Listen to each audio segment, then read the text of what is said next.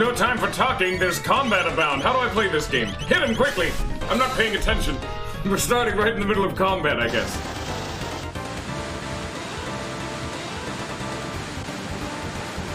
I'm gonna be entirely honest with you here. I did not know he was one hit away from death. I ended the last stream the moment I saw my internet cut out. And it took me like 4 hours to get my internet back on, so I couldn't like start the stream back up. And so I'm just like, oh, that's fine, I'll just pause the game and throw down the save state. Oh, that's all fine, we'll just have it be a really awkward ending.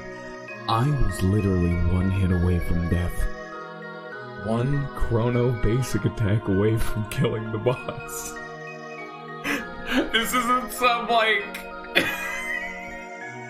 oh, guys, oh no, oh, guys, sorry, guys, I had to do a little bit of boss fighting off screen, you know, I just wanted to get rid of all the boredom, you know what I'm saying?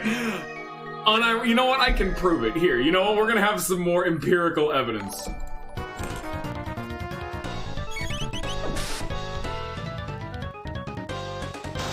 Literally, the first one. Load state from the 8th of October.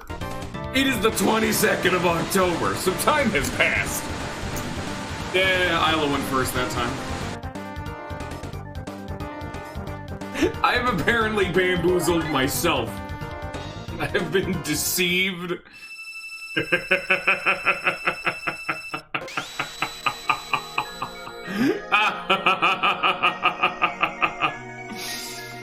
The Chrono Trigger, yeah! Hey, it's Melchior. Darn, man. Wonder what he's doing here. How do you know my name? We haven't met at the Queen Ocean Palace. You know what's going on, man? Queen's mind has already eroded to that extent. Seems the more energy the Mammon Machine absorbs, the further the Queen descends into madness. The immortal Lavos is overtaking her soul from within his slumber beneath the waves. Oh, that's a fun power. Oh, by the way, apparently him being entrapped here is the thing making the mountain float. The Mountain of Woe, that thing that was chained up and floating, yeah, that's falling now. Surprise. You know, that is an entire, like, full hog mountain-sized mountain up in the air. That thing crashed into the water. We're gonna have some problems.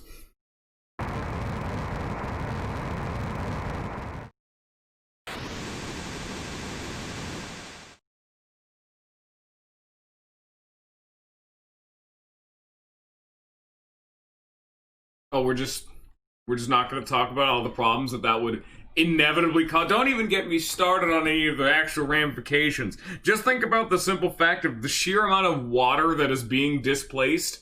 And considering the fact that we are directly connected to it by a giant sky-based trench, we are all flooded and drowning as we speak. Don't just cut away from that as if there's not a massive plot point. Brought so near the Mammon Machine could awaken him. We must hurry before it's too late. Okay. Lady Shala? Ooh, Shala's here.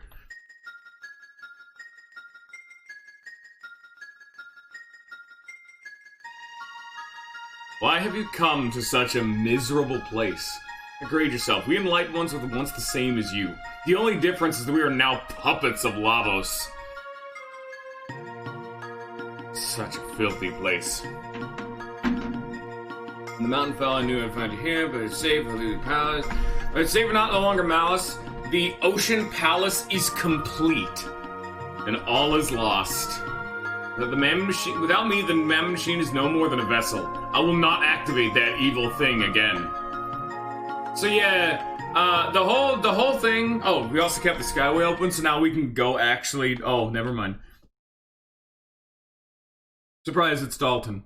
Remember Dalton? Quite an inconvenience if you fail to activate the machine. Dalton's a fun villain, as he's just generally a shithead. He doesn't really have a great motivation, he's just a bad person. Look at that. Look what he's doing. Come to the Ocean Palace with me. Causing troubles in your life is Well, I'll bear no responsibilities, which is total bullshit, because if he kills Shala, no one can activate the Mammon machine, so he has nothing to bargain with, other than other people's lives, which would probably work for Shala, but holding her herself hostage is not gonna be the one to cut it.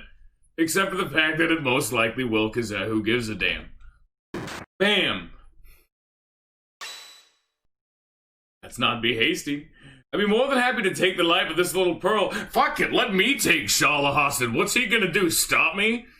Ninja, quickly, can you explain the moral ethical, like, quandary we're in at this moment? Where the lady is being held captive, and he's holding her captive so she'll turn on the Mammon machine. But she's the only one who could turn on the Mammon machine, and she threatened that if she didn't turn on the Mammon machine, he'll kill her.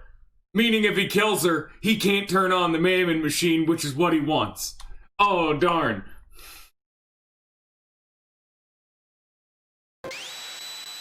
I mean, like I said, he could very easily just do this by kidnapping literally anyone else, and she would be like, okay, I'll do it. And then they just instant transmissioned out of that bitch, I guess. Let me leave. I don't want to talk to them.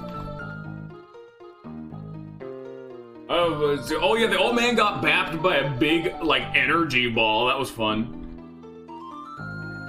Lullaby. I wish in whole life as we know it. Oh, by the way, we've learned, we go and stop her. I'll tell you guys some fun stuff. I have time again, and I do not even know your names.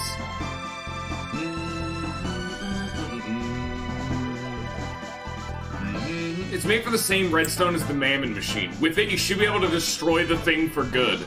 The ruby knife. So we've gotten our next plot crux. The whole shtick of this area is that, because I would assume it's been 2 weeks and people have forgotten, this entire time period is that ancient, super advanced civilization where everyone knows magic. The Queen, having gone insane from being exposed to Lavos' power, has built a machine to siphon Lavos' power. The more power that she siphons, the more batshit insane she becomes and gets possessed more and more by Lavos. Well, they have just finished constructing the Ocean Palace, which is a palace at the bottom of the ocean, way closer to Lavos, and they're gonna move the Mammon machine down there. If they activate it so close to where Lavos actually resides, they may wake the bastard up, which is a really big problem.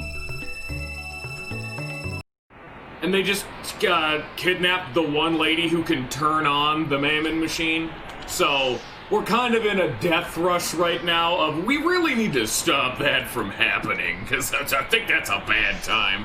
I mean, I'm not an expert of these times and their political strife, but I think the nigh end of the world for everyone as they know it is probably a thing we need to stop. It's kind of been our entire objective of the game. Because it's Shala. Shala's actually one of the big people in the game. Very few of the, like, non-party members are relevant to the plot in an extensive detail. Shala's one of them. Like, most of the people from this era are the people who are the actual important to the plot. Dalton, the Queen, Shala, Giannis. Giannis less so, but Giannis has a fun thing going on. So, yeah, no, Giannis, the three gurus, and really then like, the party members and their extended family, but almost every named person from this era of time is pretty goddamn important, because this is the flashpoint, pretty much. Oh no one said he'd be weaker, Lollifant. I want to get on the Blackbird.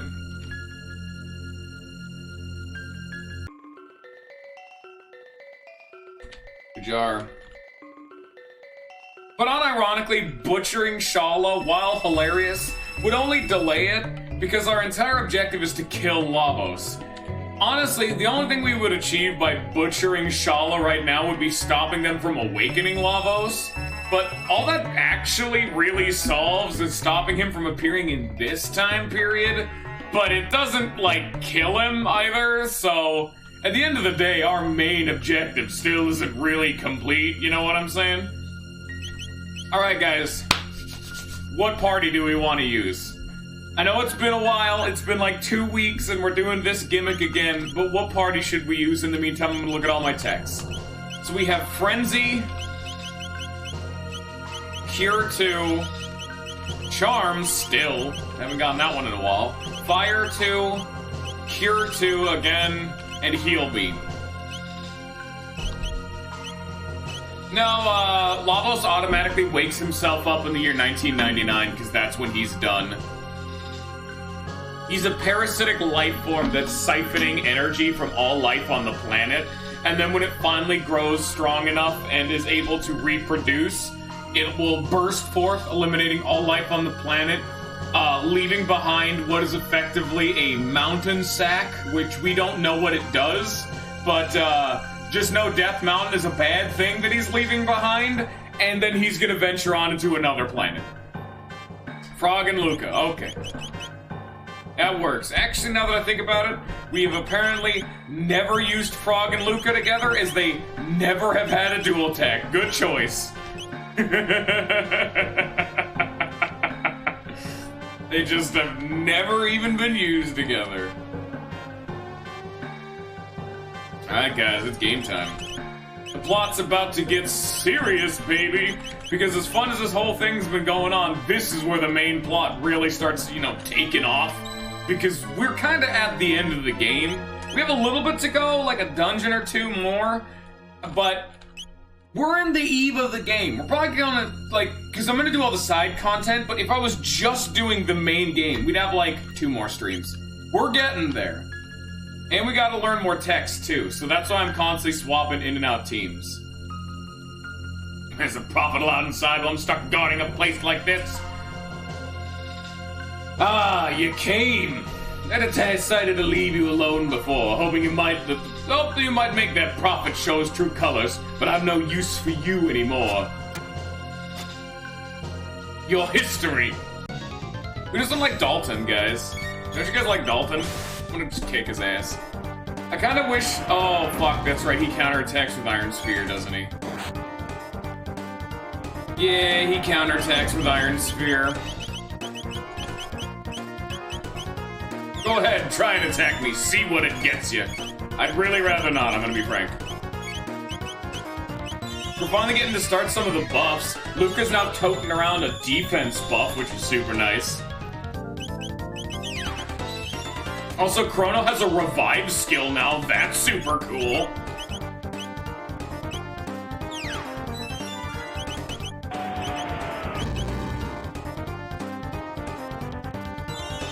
But unfortunately, his counterattack of Iron Ball literally just halves your current HP. So having extra defense from Protect doesn't mean much. Yeah. And then he still counterattacks even if you missed. Thanks, Crono. I really appreciate that one. What happens if I hit him with an elemental attack? Maybe he won't count. Or I could miss. Never mind. He's still doing it. And now I guess we just wait for me to be able to hit him because I've missed multiple times and I think there's a gimmick going on. Or is there? Like, can I not, like, hit him? Yeah, I don't hit him. I just miss. Like, every time. How do I make him stop breathing? Napalm didn't work. Maybe fire? Yeah, I'm trying gun. I've used that big fire grenade. I'm throwing magic fireballs at him. There you go, it's magic. Use magic on him. Okay, I got it. I can piece it together. Flame.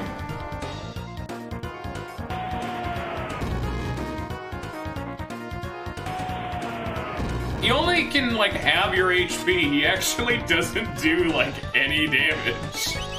Because he can't damage you. All he can do is do his dumb, like, having your HP attack. Yeah, look at this. What do you think you think you're gonna kill me? Nah, son.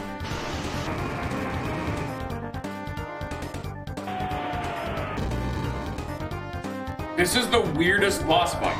Why does he only have a move? And if you remember correctly, one thing that I will forewarn is, if you remember, we fought the Iron Golem or whatever, which was a summon of Dalton, and each of his gimmicks was that he always counterattacked what you were doing with the elemental attack you were doing.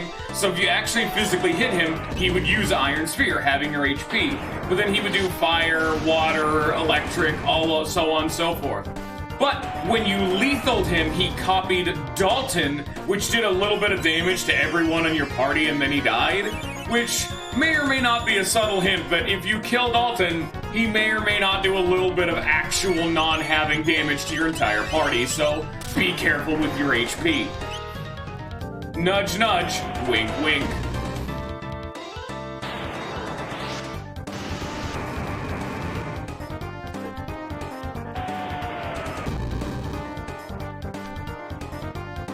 Now, if only he would die a little bit faster.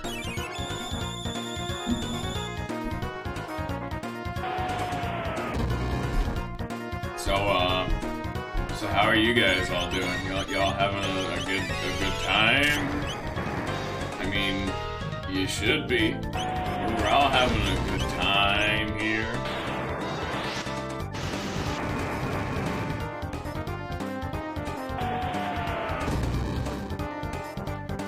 This is just gonna take a while.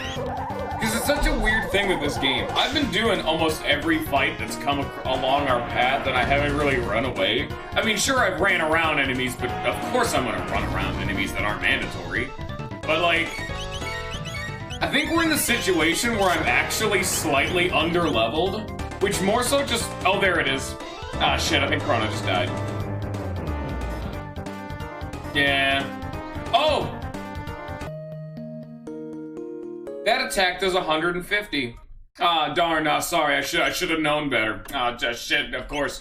I should have known that would have done, 150 damage on the boss that only half hits you. Ah, darn, yeah, should have known better on that one. Common mistake. See, Lag knows the true ending, and thus the future refuses to change. I specifically called out Dalton was gonna do that, but I had my next turn queued up as I'll just have Frog attack this turn. It's fine. He won't die. He died. And then Frog wasn't healing and was instead attacking, meaning everyone was below 200 HP. Great. Thank you, Dalton.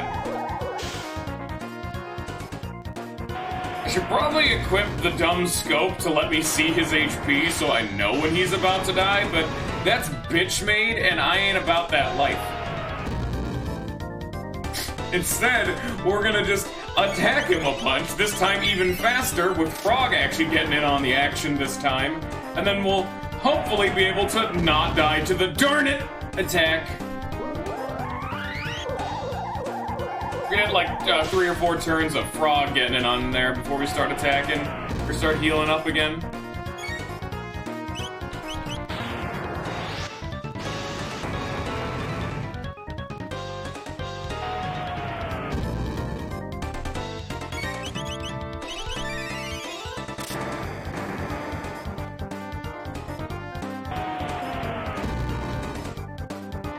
Yeah, I don't know. Like I said, I think I'm actually slightly under-leveled. I'm not doing as much damage as I should be. I know that I definitely should have more TP at the very least, because I distinctly remember you being able to steal some really good items from enemies earlier on, but the only way you get the steal skill is Isla's Charm, and you can get Isla's Charm the first time you recruit Isla, which was hours ago in game time. And I still don't have it. So I'm sitting here thinking, the game may or may not expect me to, have fought way more enemies, and that's probably why I'm doing, like, no damage. And yes, he only has the attack that halves your HP, and his gimmick is that when he dies, he does an attack that does about 150 to your entire party. Which is how I died. He only halves your HP up to that point, though. So now we just need to sit here and wait for Frog to heal us a bunch. Because we don't actually have any, like heals. I mean, Crono's probably gonna die, but that is a sacrifice I'm willing to make. In fact, I'll have only Crono attack, so that way, even though Crono will most likely die from this attack, we can guarantee Luca and Frog will live, so we still get experience.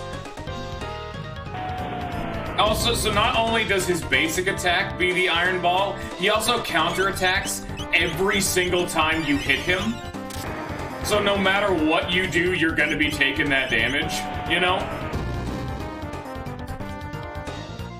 So if you have your entire party hit him, then he attacks, all of your party is being halved to HP, and one party member is being quartered.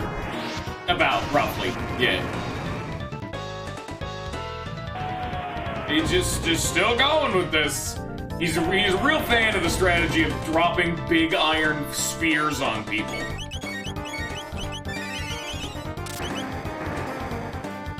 I mean, Frog's gonna live, so... Oh, he's dead. So is Crono and Luca. But Frog lives. Oh no, Crono lived. Nice job. Sorry, Luca, I guess you don't get shit. Just do better next time. Oh yeah, Dalton is doing all this because, you know, Lavos, infinite power. Like, hey, it's probably eternal life, I guess. What are you talking about, Lawfan? I did it. I'm a winner. There he goes. Alright, bye. Excuse me, I'm gonna go heal again.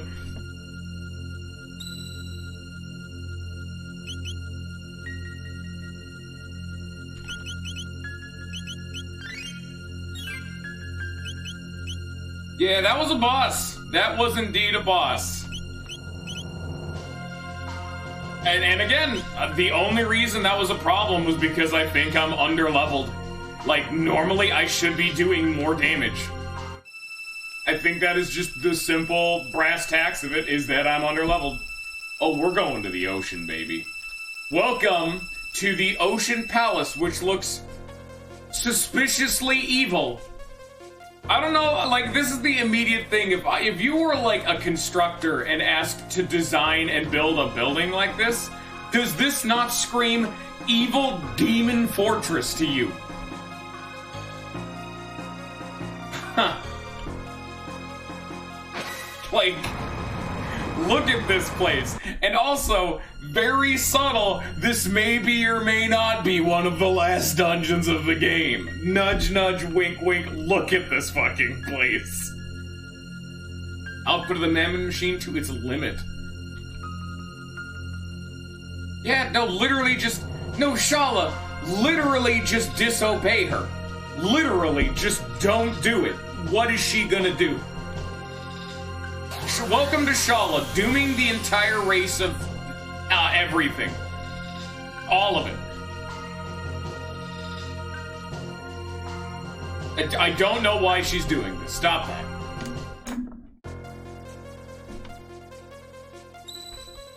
I mean, the Queen makes sense. Dalton and the Queen are dumbasses. The Queen is literally insane.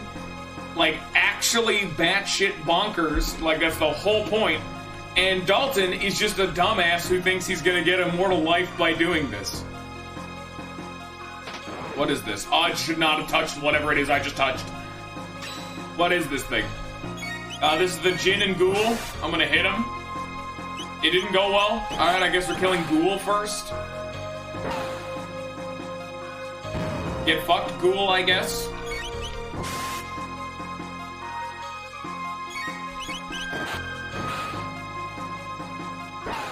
Yeah, she's cuckoo for Cocoa Puffs, for Lavos Puffs. Dude! Okay, we actually just learned a new tech finally, but we're finally starting to get some of the main healing items for late game. The Lapis. It's just a flat, with no scaling, 200 HP to the entire party. And it's the main healing item you're gonna get for the rest of the game, with the exception of, like, super late game where you start using, like, max ethers or whatever they're called, which are the obligatory. This is the biggest, boyiest healing item and is a full heal to the entire party. You know? Gotta get to Vegeta. What's the scouter say about...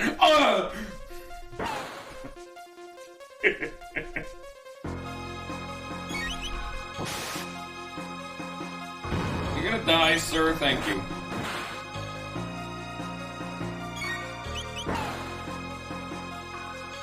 Yeah, I don't really know why it's a Lapis, but, you know, we don't complain around here.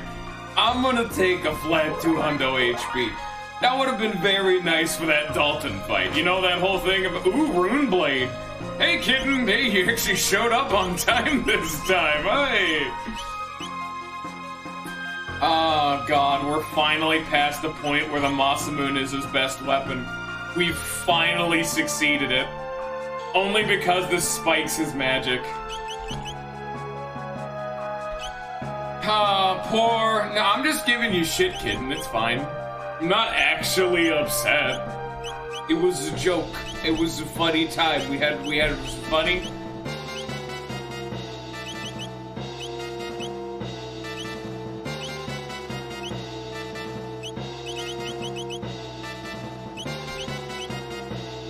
I liked the joke. I find those kind of jokes very funny because that's my kind of humor. Hey, welcome to the stream, everybody. I hope you enjoy your stay. Instant hard cut to the stream ending. Funniest shit I've ever seen. You don't have to feel bad. It's fine. Do you know how many people don't show up to my streams 9 out of 10 times? I'm gonna hit whatever this wizard is with a sword. In fact, it's good that you weren't there. That was the Pit of 100 Trials, episode 80 to 100. Everyone check it out on youtube.com. I was boring as piss 9 out of 10 times, especially when we got to the floor 90s, where every single fight I was full healing.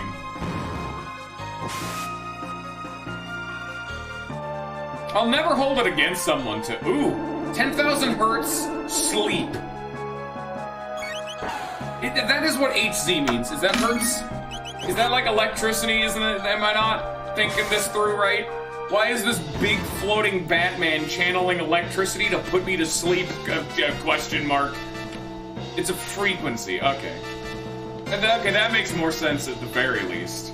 It's not just, yes, Thunderbolt! I love a relaxing Thunderbolt before bed.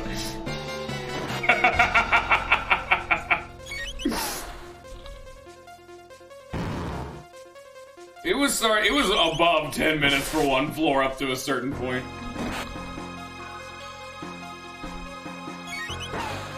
The executioner's chair. Perfect before bed. Probably what happens when you get to immortality. You just start doing some bonkers shit. Rat poison. Just the kick I need to wake up in the morning. I just got a shockwave, and what is that I just picked up? This doesn't even tell me what weapon type it is, thank you. I guess we get to trial and error. It's that. There we go. It's the one thing I've always said. I will never be upset for people not showing up to a stream. Oh, sure, I'll make a funny gaffe about it, but I'm never gonna be mad because I'm not a mad person. I never watch streams personally. I just don't ever do it. I just don't find them that enjoyable. I get bored 9 times out of 10. Doesn't even matter what the content is, and it's not a slight against the person. I just don't watch streams. Which, again, very weird choice of profession, knowing my inclination for not doing what the thing that I'm supposed to be doing is. Which is, you know, watching streams. Why do you think I never expand? Ninja does all the networking in this equation. He's the one who's the nice man, watches other streams, you know, hosts like group sessions of the Jackbox fun times. He's the only reason 9 out of 10 of you people are here.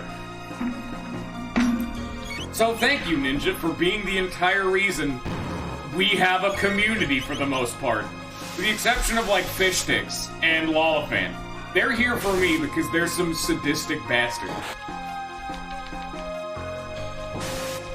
Oh yeah, and Mythun, technically. Mythun's here because of Reddit.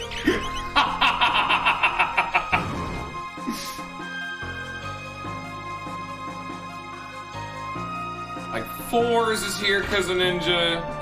Lag's here because of Ninja. I kind of wish Weevil was here. He was one of the few people who was actually here because of me. Weevil hasn't shown up in a long time, but I feel bad for him, but I hope he's doing okay. I did not... Apparently leaving that room respawns the enemies.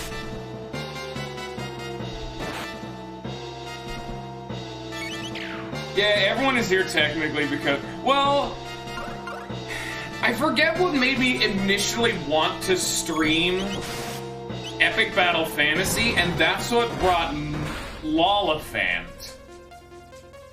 Both Weevil and Lollifant, aside from Mython starting this whole shindig and Ninja being around, the first two people I got without advertising or any external means were Lollifant and Weevil.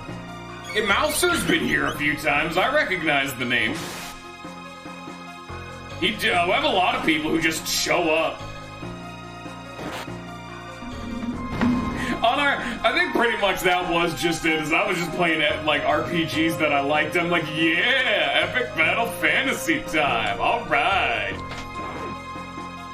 I'm gonna be entirely honest, I have no idea what I'm doing in this dungeon, but it's a bunch of enemies that I can kill with basic attacks, so I'm mashing the attack button. But,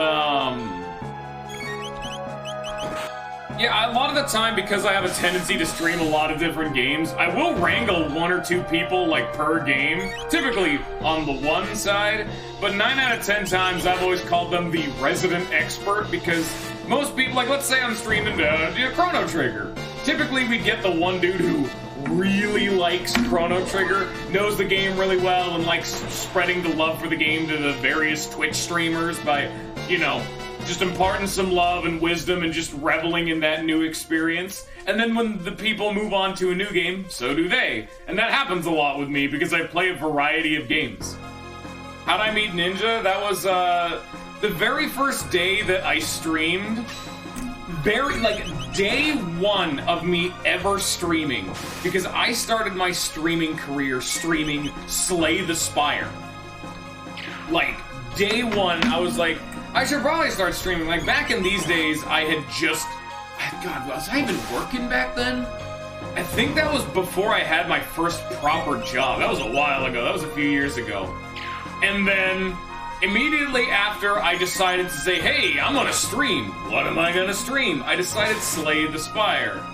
I don't think I started Crossing. I know I started Crossing right after and around the time I started streaming, but... I don't remember, though, specifically. Also has big B6 cheese. B6 cheese.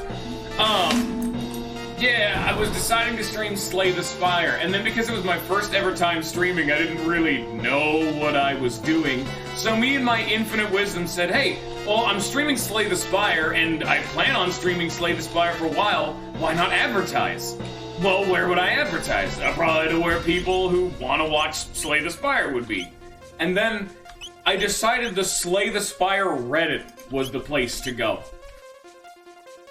Which, very weird, but it worked, because Mythund, day 1 of my streaming, saw it and showed up. And he's like, hey, there's this new streamer. I should contact my friend and tell him to come check it out with me. Can you guess who that friend was? Is motherfucking Ninja. Goddamn day 1. These some bitches have been here since the onset. I think Ninja actually showed up day 2, so Mython's a dirty, dirty cheater and gets to be first, but by God, they have been here the entire damn time. And I distinctly remember one of the first times I had meeting Mython, too, because the first time we talked in, a voice chat, we decided to do a group playthrough of Terraria, and that one playthrough went so goddamn abysmally, everyone involved got pissed, and nearly ruined the entire thing. I don't even remember what we were mad about, I just remember Mython being so pissed, he blew up the entire damn house and quit the run. I don't remember what caused all of that to happen, but it was definitely a learning experience of apparently don't do whatever I just did.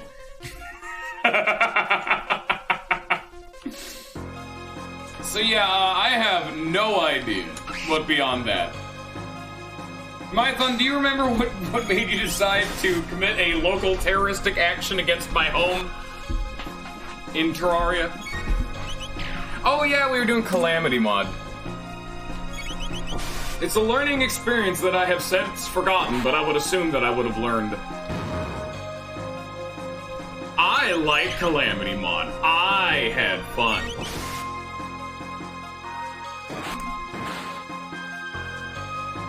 And then I later went on to stream Terraria on my own time, and it was one of the worst playthroughs I've ever done. There's not very many playthroughs where I'm just like, man, this is boring as piss. But, my Terraria, Calamity Mod Immobile Challenge playthrough, holy shit, that was so boring.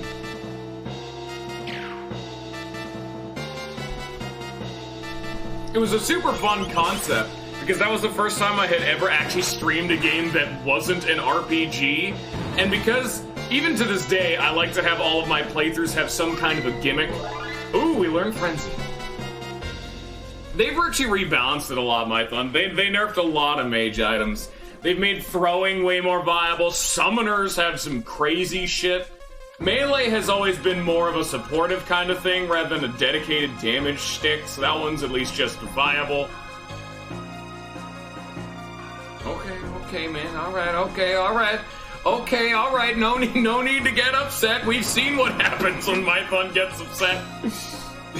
Bad things start happening. Hey, you guys want to see Frenzy? Here's Frenzy, everybody.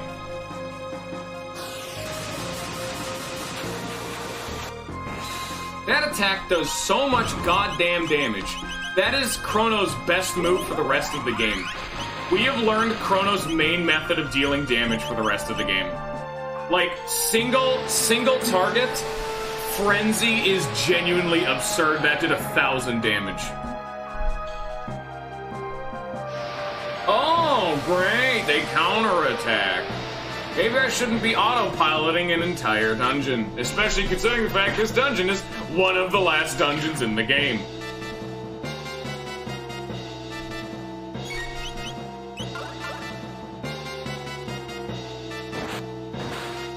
But I did have fun with my little Terraria playthrough stream, because it was such an interesting concept.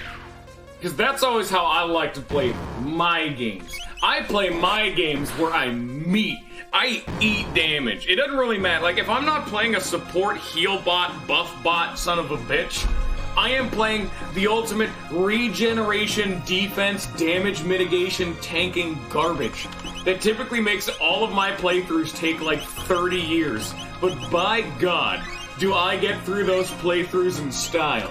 Oh, I did that with Terraria, and I even still have the VODs up on YouTube. But I played the Calamity mod by saying, hey, what if we tried to beat every single boss in the game, with 2 exceptions, by anchoring myself to the ground, or in case there was water, I could, like, hop to get air, but, like, not moving, and you just have to eat all the damage. No dodging, just face tank.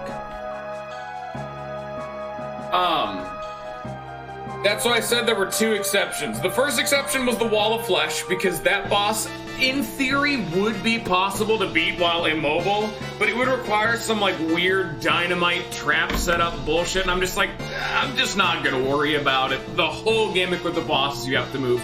Fine, whatever. The other one was the endgame super boss. The absolute final boss of Calamity Mod has a mechanic where it doesn't matter how much damage you take. After taking like 15 hits, your character just explodes and you die. It's just instant death. And I'm like, oh, shit, nice. Yeah, Supreme Calamitas had a hit counter mechanic. And I'm like, that is technically considered a super boss, so I didn't count it.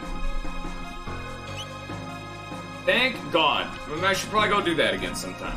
But I had a lot of fun. I didn't even know if it was possible. And I was just going as hard as I could. In fact, the hardest boss in the entire game wasn't even... Well, I don't want to spoil it in case anyone actually wanted to see how it went, but considering the fact that I got post-Moon Lord, I will at least say. I got pretty damn far. I beat every single fucking boss in the game up to that point. Give me a second. Okay, I think we're finally getting to the point where Crono's gonna stop learning new moves. Because Frenzy is his strongest single target attack in the game, because it just hits 4 times, and that is ridiculous in a game like this.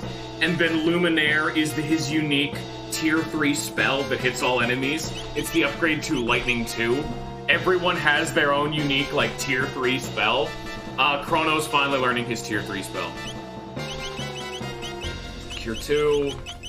I'm gonna start swapping around my party members just to see if they have any dual techs with Frenzy in the meantime. But then after that, I'll ask you guys what comp we want to use. We might just stick with Luca Frog, but they have been here for a while. Apparently there's no way of not aggroing those people.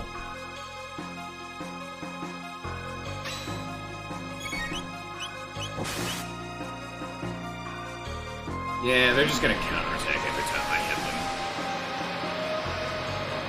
them. These dudes are fun, ain't they? They don't do a whole lot of damage, but it's the fact that they AoE counter every time you hit them. They're not that strong, but by God are they annoying.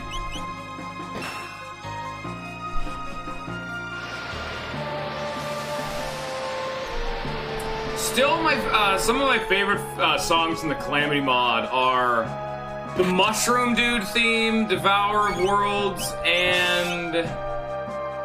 dude, the Leviathan theme's really good. But I'd say my next favorite one is the Ice Dude. I forget who it was. Ice Dude, Mushroom Dude, and Big Sky Devourer of Gods. Those are my 3 favorites, with Leviathan being a close 4th.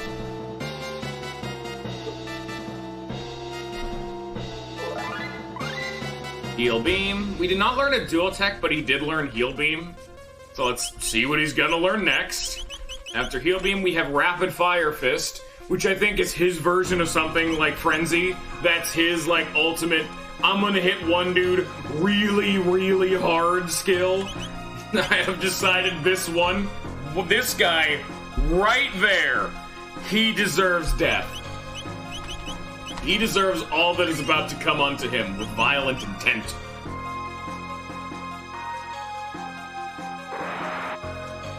Oh, God damn it. Those little bastards.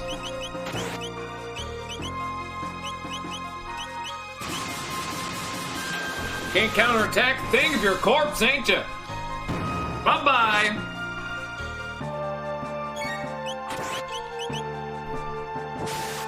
Yeah, after this we need to swap out to see if we can learn any more dual techs. We're actually getting to the point of the game where triple tech should start just pouring in.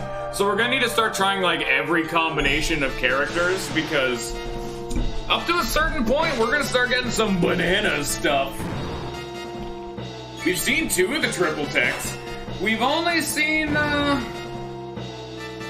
one of the shitty ones, and then one of the ones we've actually learned is like one of the good ones. Oh my God, shooting fireballs. They're shooting fires all over the place. Here, let me... Do you remember what our tier 3s are? Yeah, triple attack is the really bad one. This is the earliest triple tech in the game, and it's designed to be the one to show you, hey, triple techs exist!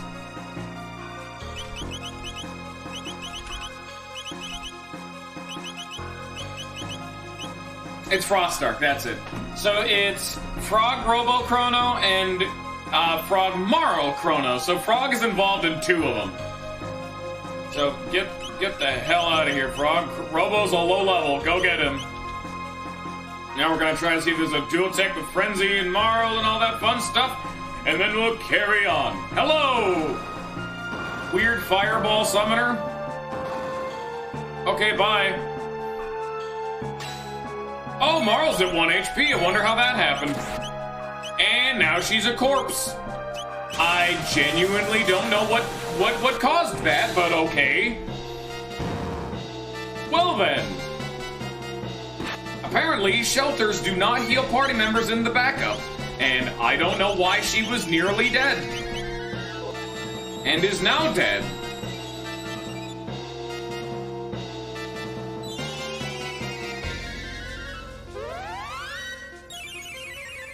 Honestly, playing this game really just makes me want to go back and play Live a Live again. Can we just like evaporate that from our minds and have everyone experience Live a Live blind again? Because god damn, is that one of the best games I've ever streamed. That was another one of my favorite stream throughs. I have a few of them that I just really want to do again, like Skies of Arcadia, Live a Live. Oh my lord, I need to show off Live a Live again, because there's a lot of people here that are new and haven't seen it yet. Want to see Chrono Trigger, but way more unique and debatably better? Oh, that's just, that is a real tough order to meet, isn't it? Holy shit, Live Live is such a unique game. Ice Sword 2. Yep, we did actually learn something new. We're gonna immediately see it. Hello there! Beams into you throughout the age of man machine with the pen that were made from it, so is that knife. With the body of Melchior's hope sealed within the knife. Hurry means to confront the queen. We are nearing the end of the dungeon. We're about to get plot again. Oh. The pulse of life eternal. Well, considering the fact that Lavos does absorb, like, life juice, it would only make sense. Now it's also apparently dark energy, which I don't think you need to be so judgmental. But what if he wants to exterminate all life on the planet? The Madman Machine, your majesty, it's too dangerous to— oh my lord! Immortality of ours, you will have the eternal glory it deserves. So that's what the queen has been brainwashed and gone cuckoo to think, that Lavos will grant eternal life. Which, I mean, if you are a ruler, giving eternal life to your entire civilization would be very appealing. Maybe just do it in a less bonkers, world-ending kind of way, you know? We can fight these guys. I want to see Ice Sword 2. I love seeing new dual techs. They're the best. They can be too expensive. Indeed it is. Give me a second. Let me, we have just a normal ether. There we go. And the Ice Sword 2.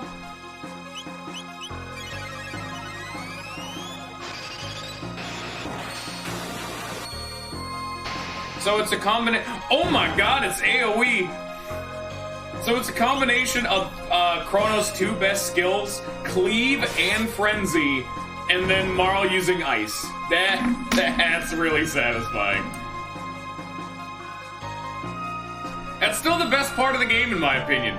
Seeing all of the new dual techs, the fun animations, and just seeing how your teammates think to combine their skills and abilities to be more efficient is the coolest thing, and is such a subtle in-gameplay way of building up characters and like having them actually grow together as a team and a squad, is having them actually do combo attacks. That's so cool.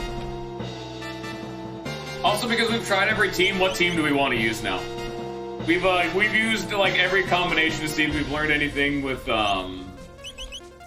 Frenzy, and other than Ice 2, no, we did not. Cure 2, Rapid Fire Fist, Cure 2 again, Fire 2, wow, she does not. Luca and Isla are apparently really far behind, because we can count exactly how many skills they have. Isla has 4, Luca has 6, 5, 6, 7, Frog has 6, Robo has 5. 1, 2, 3, 4, 6. And then Marl has 6. So Isla and Robo are the only two that are behind in techs. Can we use an Isla? I'm just gonna use Isla Robo and hope that none of you are gonna have exception to that. Because technically the chat's supposed to decide the team. But I mean, if no one is, you know, chiming in to stop me,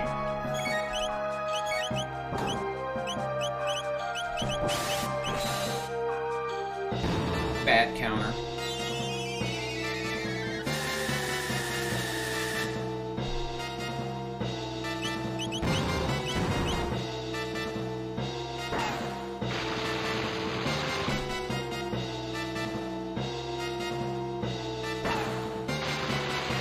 Well, we've learned the gimmicks of the Scouters. They're immune to every kind of magic that isn't theirs, and then they counterattack the magic, and I'm just not gonna use magic when I can hit them with a big stick.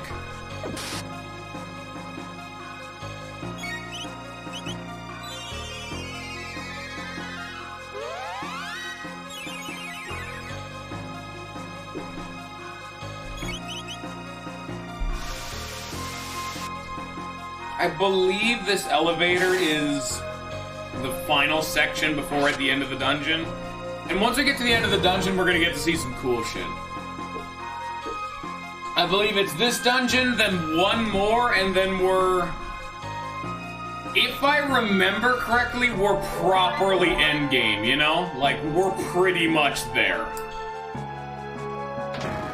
We have 2 more dungeons, and then we will be able to have, like, the game explode with side content. If we want to do the main route, we'd probably have another dungeon or 2 afterwards, but we could technically fight the boss right there, you know?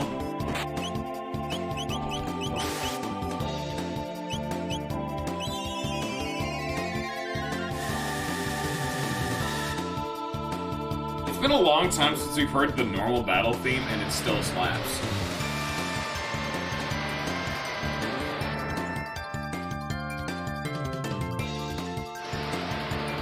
Like, even to this day, the normal battle theme is still one of the best songs in this game. They really knocked it out of the park. They knew which one was their best material, and they rolled with it.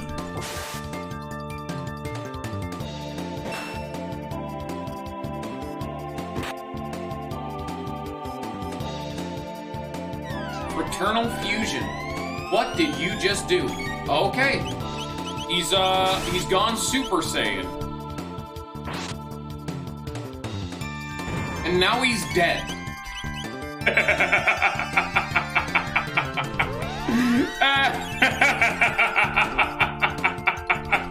Oh no, guys, watch out! He's powered up to his final form! Oh, I killed him. Moving on.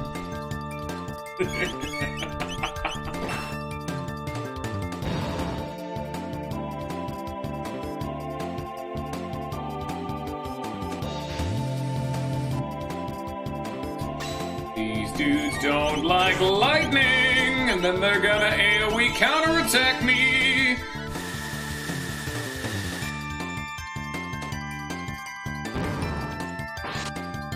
Or not. Never mind. Really don't know how they work, but who gives a hoot? They're dead.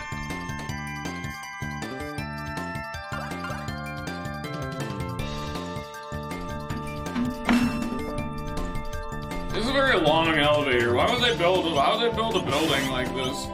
They have teleportation. Why not just build it up and have the teleporter go to the bottom floor? That's where we need to be anyway.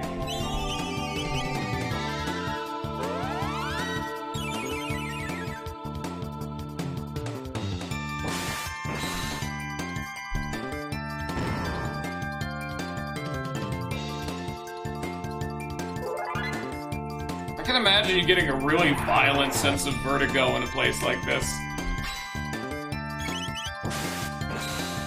You ever get elevator sickness before?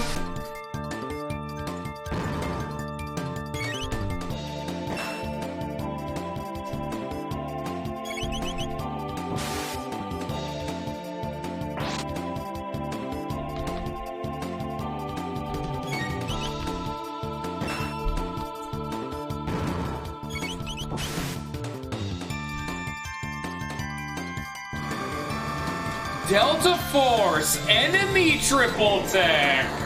Ooh. Luckily, apparently it did, whatever element that Crono absorbs. Fun fact, take note that that attack is ice, fire, and lightning. Maybe we'd be able to learn an attack of such devious proportions, Maybe. No promises. Also, Isla's dying! Luckily, this game does not have adaptive AI to having all of the enemies just deciding to dogpile violently on one guy. Wake Up Super is the ultimate triple tech.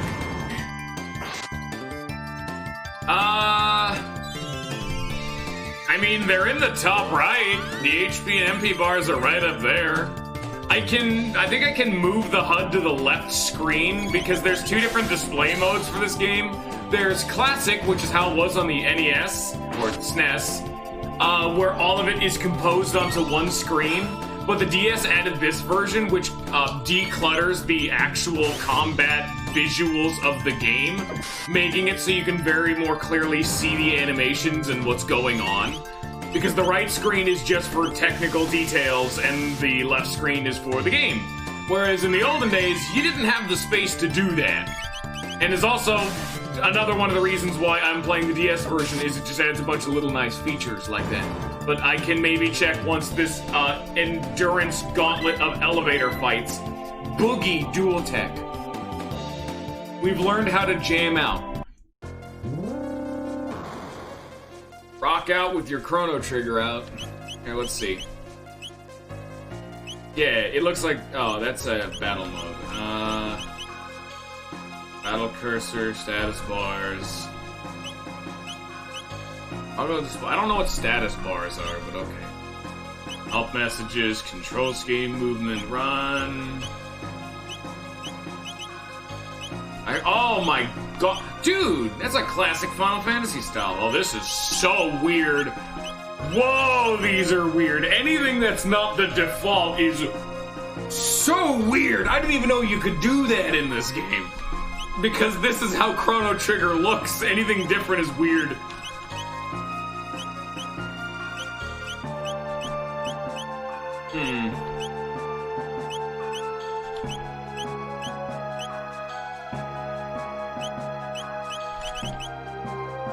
I guess we'll try Classic just to see it.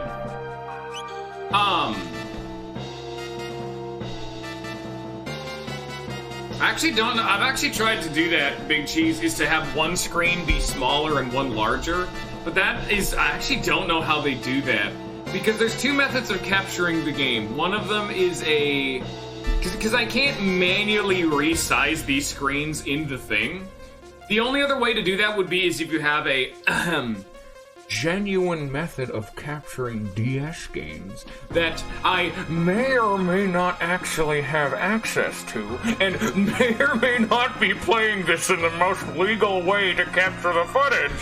And with this method and setup, and why you can see all of these fun menus, there doesn't seem to be any way of manually resizing them, and so the only way I would be able to do that is... I would have to individually capture the screens, and, oh god, that'd be so awkward. I would have to physically edit in black boxes, because the game is locked to having it displayed like this, so I would have to capture two different displays, one of the left, one of the right, but because both displays are tethered to each other, I would have to capture the game twice, and then manually edit in a black box to cover up the inversed screen, and just it would be so weird to do and it would never look good. So like I've been trying to figure out the best solution because I'm streaming the DS version, which is why there's two screens. If you're playing the original SNES, you can just full screen the game. It's fine, no problem, you know? Like if this was a normal stream, it would look like this. It would look like this, you know? But imagine it with, you know, the top and bottom removed and the game being the entirety of the screen. Yeah, DS games don't really work like that, so I kind of have to ramshackle a super zoomed in version. And as ugly as it is, and I know how ugly it is, I don't have a better way of capturing it. And I could stream the SNES version, but the DS version adds new content to the game. And I wanted to show off Chrono Trigger fully. And there's new post-game dungeons that tie in this game with its sequel. There's new FMVs, and there's a bunch of little stuff like that that a lot of people haven't seen. And the Steam version has those, but I didn't know there was a Steam version when I started streaming this. And I think that would solve the problem. Fuck. I didn't even know it existed. I just never knew they made a Steam version of Chrono Trigger, which makes sense. This game is an icon and was one of the games that laid the foundation for how RPGs are made. Oh god, look at it. This is how the SNES used to look. Look at this.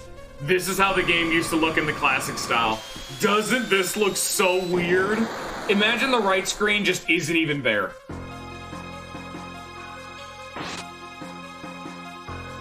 This is how you used to see the game, baby. Blow it up to be the full screen, bada bing, bada boom.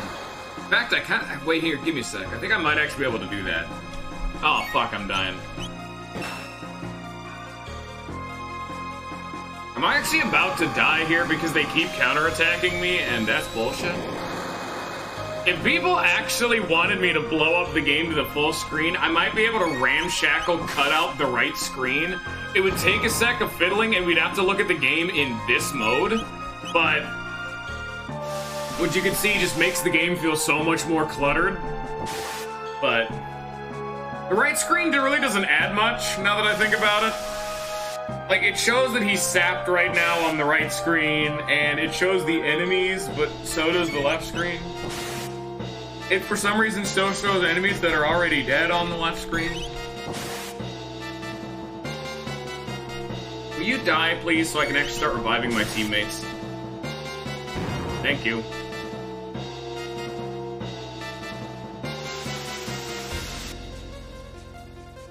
Yeah, I probably could do that, but that's what I was thinking. Because, like, look at this. This just, frankly, doesn't look as good. And a lot of the big problem is that there's a lot of these VODs already on YouTube, and they all already look like this. The weird, like, split version, so... I mean... Because, like, I know a lot of people aren't like me, but I can look past the visuals of a game, and even though it's, like, weirdly, like, less than half the screen is the actual game, I can look past it. A lot of people probably wouldn't be able to, but I can, and...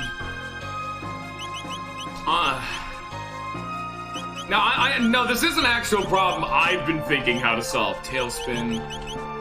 You're just bringing up what I've been thinking for the entirety of the playthrough. I've been genuinely trying to figure out, like, what would be the main method of fixing something like this? But yeah, people who do more advanced tools, they can capture specific sections of windows and then blow them up. I do not have that capability, as unfortunate as it is. Oh shit, there you go! Hey! I didn't even know I could do that! You're right! Look what I did! Oh, that's so weird. Wow, that looks weird. It works. And it's not an MP bar, but it's a... Oh, that is so weird looking. It lets you just zonk out and, like, pay attention to only the left screen, I guess. Yeah, it's not MP, it's your movement bar. You don't get an MP bar. ATB bar, that's what it's called. Yeah, we're gonna turn that back off. How do I get that to go away? Status bars off. Oh. This is why we don't meddle in things beyond mortal comprehension.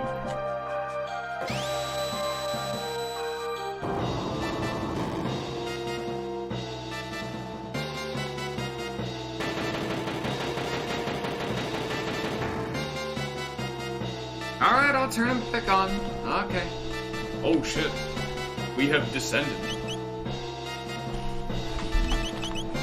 I don't know about you guys. Y'all are weird. I'm so used to looking at the top right. Because remember, okay, do remember, this is not how the game was originally meant to be laid out. It's normally meant to be, like this. This is how the game is meant to look, because it's a DS game. So you would literally just glance down. You'd be fighting the battle, you just take the briefest glance down, and you'd see the, HUD and everything, and it looks great, but because I'm trying to make the game, like, look at how much screen size is wasted. Like, literally a third of the screen is anything being captured, and then a sixth of the screen is the game. But this is the intended method! Oh, darn. So that's why I put it horizontal, but it puts the bars on the top right, which does make it more awkward to keep tabs, but I'm totally used to it, and I mean, I am the one playing the game, so it's pretty important for as long as I'm able to play the game, I can acquiesce to any of your demands.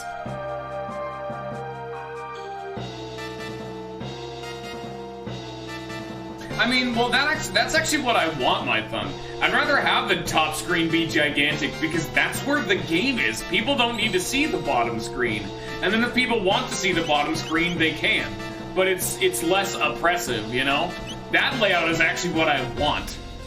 I think that looks better because there's nothing going on the bottom screen. Oh. Oh, hey, round 3. Oh yeah, no, that looks terrible. Like Chrono Trigger, everything on the bottom screen is entirely superfluous. Because this was an SNES game, they had to compile it all into one screen anyway. Golem Sisters!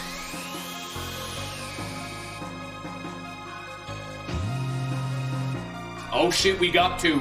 This is the second Golem fight. Oh my god, here we go again. This damn Iron Sphere bullshit.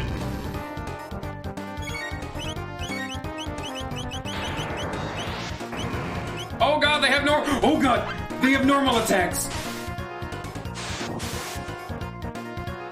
Jesus, that still does so much damage.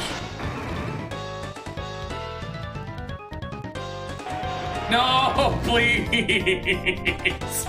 No, I'm dying.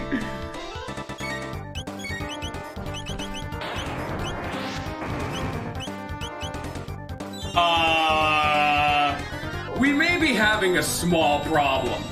Fun fact. There might be some minor issue. Oh god.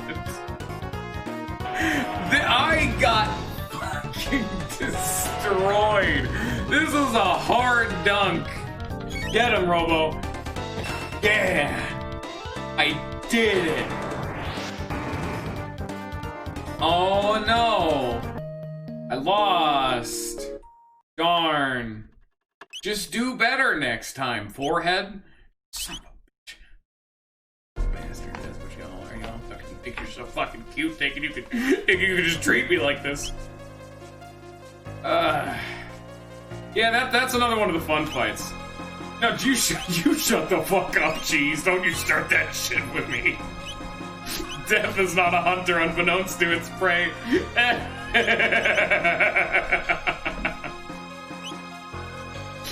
Oh boy, here we go. Oh, we made it. Oh yeah, there we go. Woo, cutscene. Okay, we're back. Hey guys, there's a fast forward button. That's actually not emulation. That's actually just real-time editing. I'm making you guys perceive the game as being way faster. Please do not immediately kill Robo before I have a chance to ever heal him. Holy shit. Okay, maybe we shouldn't be doing physical attacks in this fight. Good lord. Do it again. Do another physical attack. Do that thing I said not to do. Hopefully they have 2,000 HP. They do not have 2,000 HP. They have far, far more.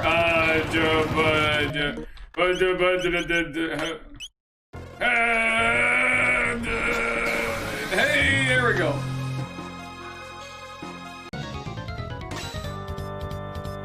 It's just... Yeah, they counter both. You thought we were free? No, no, no, no, no. Also sucks that Robo is like my healer. God, they just keep fucking killing Robo before he can do anything.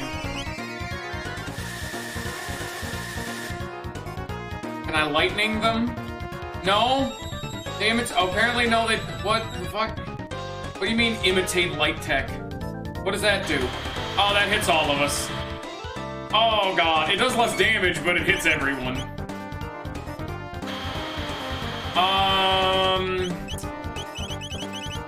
Falcon Strike.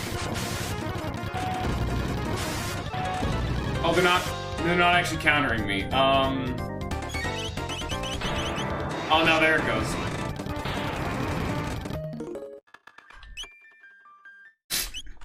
Man, this game is actually balanced like Super Meat Boy, where you die and are instantly back in the fight.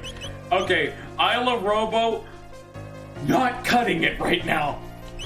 We're gonna bring in the new boys. We're gonna try something a little different. I got another strategy. No, I have an idea. Let me try this. Let me go safe. I have an idea.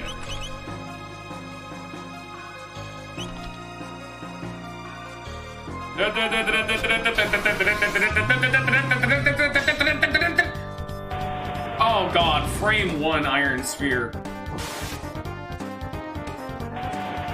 I can't fucking do anything to counter that. No. They turn before Robo Frog can have a fucking turn. He's already. They one-hit Morrow. They do 500 damage to Morrow.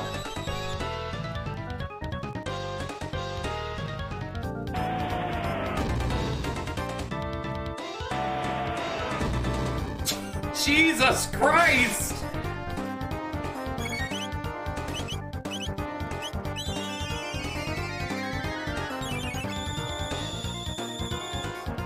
I'm trying to use an elemental attack on them so they'll stop doing this attack, but they're so fast! Just get good, Forehead. Just do better next time. I was gonna have Marl use haste on Frog so Frog could be pumping out heals, but no, she gets one-tapped. Oh, apparently she's terrible in this fight.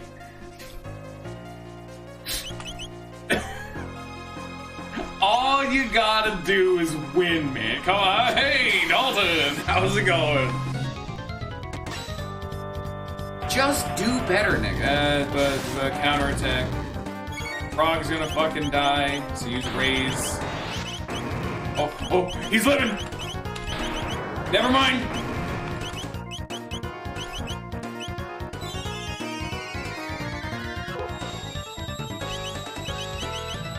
I don't have fire, no! I need to see what elements they counter properly. Yeah, no, Lawfan doesn't know shit. And I have beaten this game before, but it has been more than 10 years, so...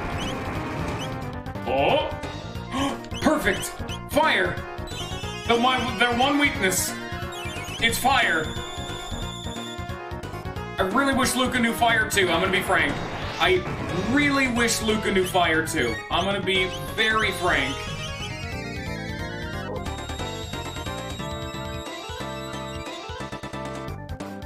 You motherfuckers need to be voting for Luca to be used more. There we go. Okay. They're copying fire text now. Oh god. My body. Then we just counter with Crono. And we use a Lapis. I think we've done it. I think we've got it, ladies and gentlemen. Bada bing, bada bitch. Get the fuck out of here. Napalm. Does that work for you? Yeah, counter with Crono. It's a good chip right there. Throw a fireball at him. Yeah.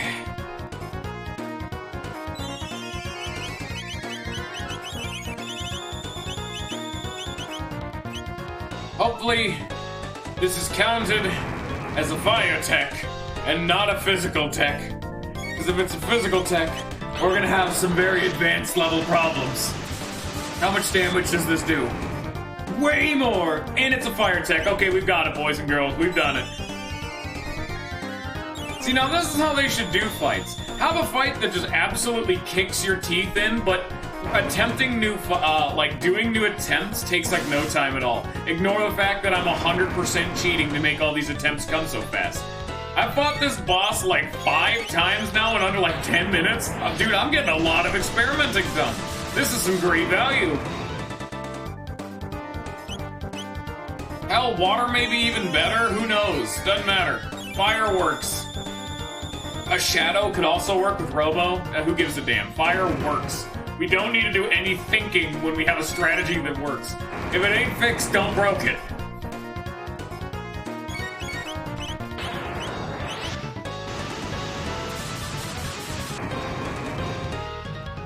he stop breathing? Why is there the only summoner in the game is Dalton? Also, why do his summons just slap for damage?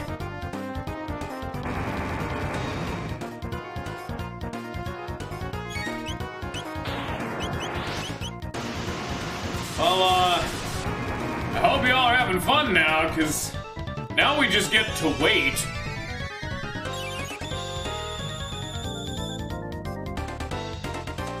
So, how are y'all doing today? Y'all having a good time?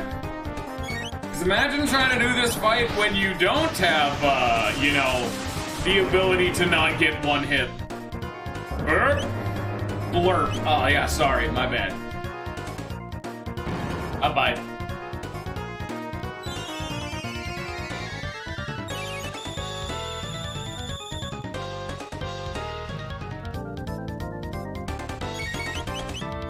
I've got a crazy idea.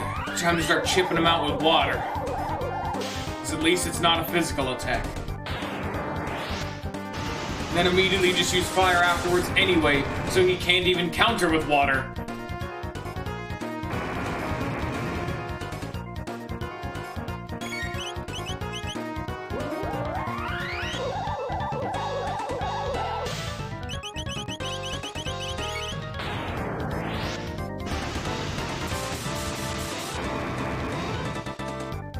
Oh, we're doing about another 200, 300 more damage a turn. That's kind of nice.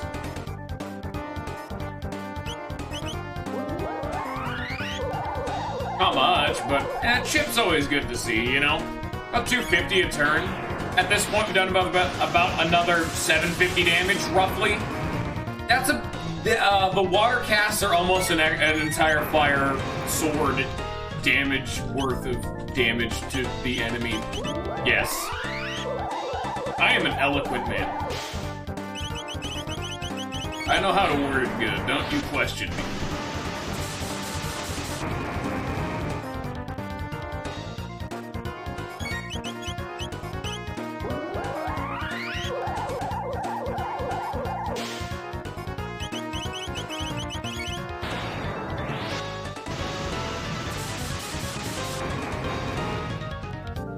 There we go. And because of the water, we had to only do one last fire sword. Oh god, there we go. Welcome to bullshit, the fight. Hey, fish sticks, you missed the worst fight. No, don't you be doing things, Dalton. Ooh, great Lavos juice.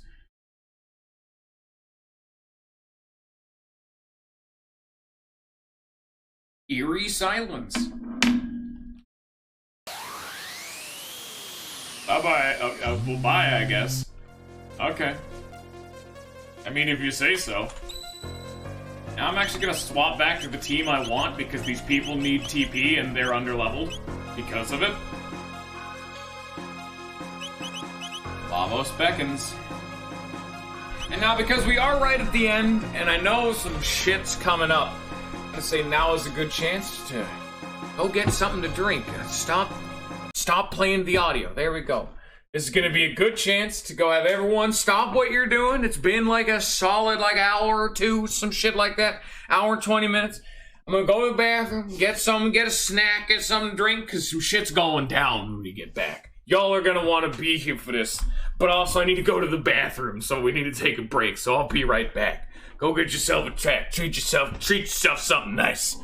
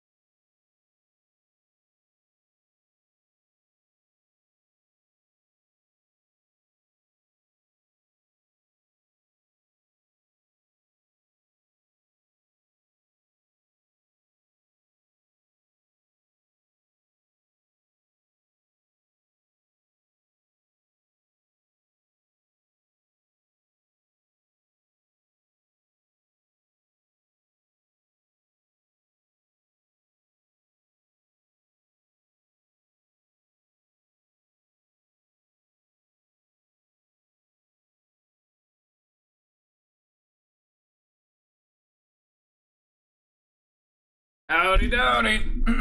Let me just scooch up on them their chairs. Turn on them their sounds, turn on that their visuals, pull up that their chat.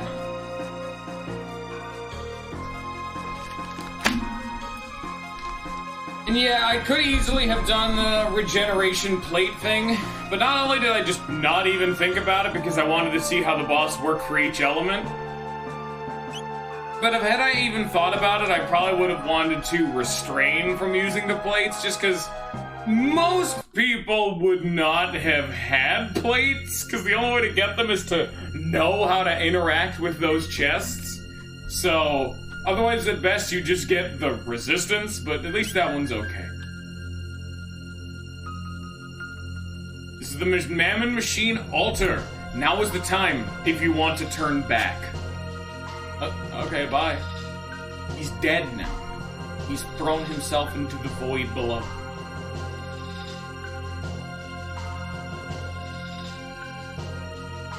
Gravitational field. I detect incredible dimensional fluctuations. Tyler here.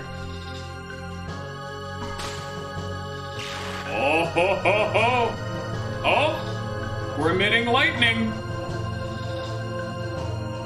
So I control the machine. I don't think that's the problem right now. Bring up your knife. Get the knife. Gotta use the knife. Alright, I can use the knife. I don't think that's... here we go, Moon. Ready when you are, Masa. And now it's the Masa Moon. Surprise. Did you absorb the machine's power to transform into a sword? That is not how swords are made. But that is still super cool. We were the people who made the Masa Moon, which is really cool. Like, it's a time thing. We found the Masa Moon, we fixed the Masa Moon, and then we made the Masa Moon. That is so cool. He comes. That sword alone cannot stop it. Oh, yeah, that went well.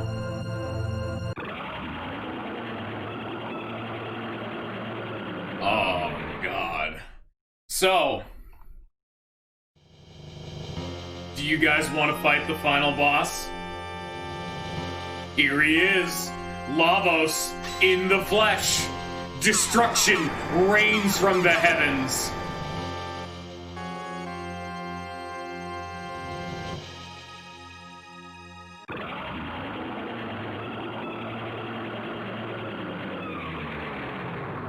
Fun fact, that literally is the final boss, tit for tat, stat for stat. If you had grinded up enough, you could have beaten them there. Yeah, you actually could have won that fight. In the actual fight with the final boss, he does open with destruction reigns from the heavens. So that is the bar we need to meet, is the ability to withstand that attack that did 1,000 damage to Robo and 800 to the... That is the bar they're setting up right now. That's the final boss.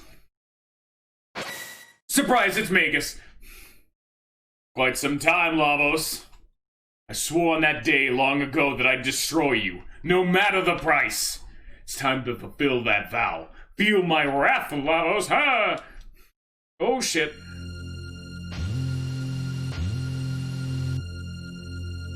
What are you but a false prophet? You'll be no more than grazings for the great Lavos. Power can only end in ruin.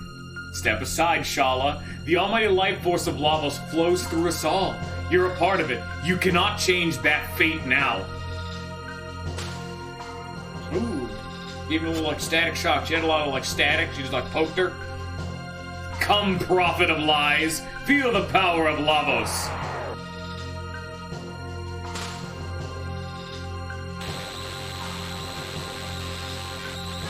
He's draining Magus's magic. Through the darkness alone for the sole purpose of defeating you. Take this, Lavos!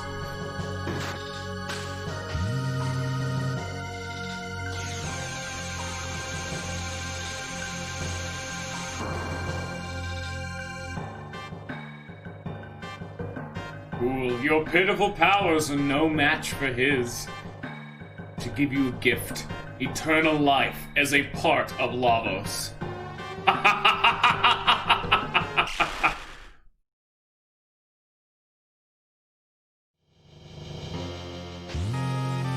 Understand, I will no like lose. Field dimensional instability is expanding. We cannot stay here. Please escape, Crono. You humans haven't the means to stop such power. Crono, is it? Why not do as Shala says and run away, tail betwixt your legs? Is life not precious to you? You've still not given up. What hope you to do? You would challenge Lavos alone with that battered body of yours? Gaze upon the power of Lavos and your doom.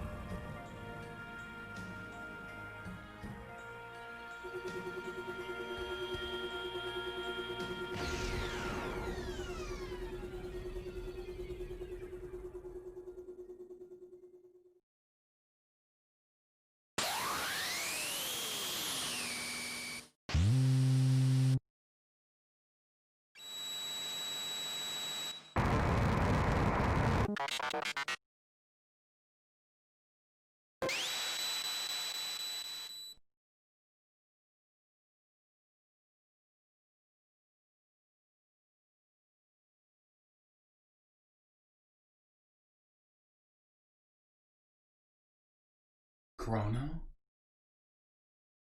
Crono?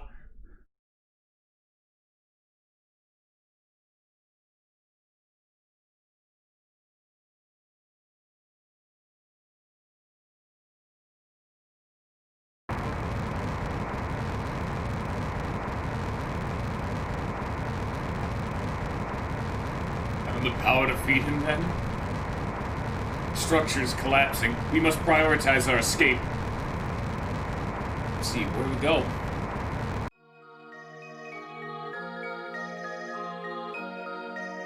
Blast of my pendant's power will send you to safety. I know you will not be able to forgive her, but please, do not hate my mother or our kingdom. I'm so sorry. Now quickly, to the surface.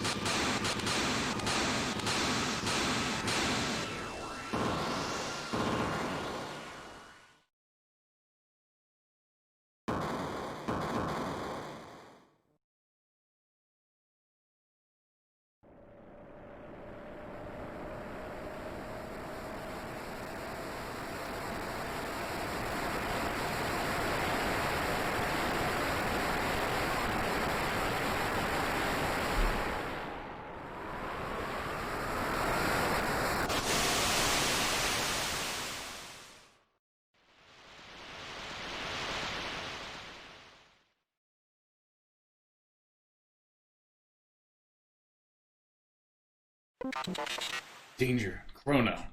Crono.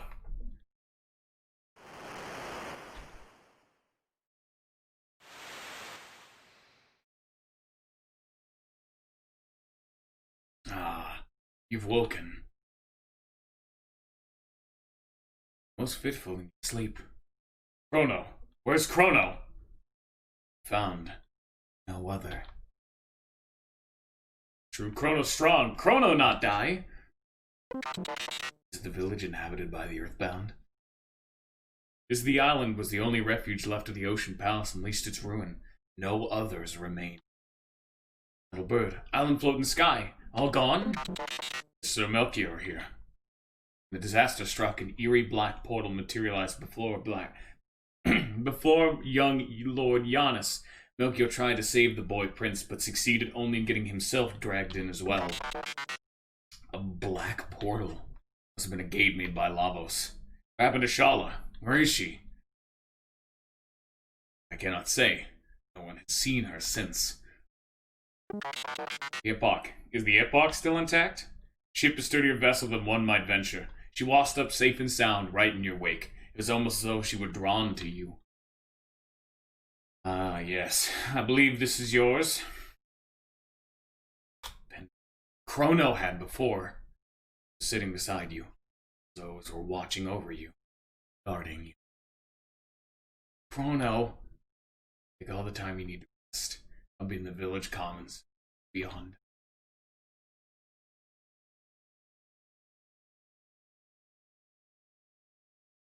Crono is dead.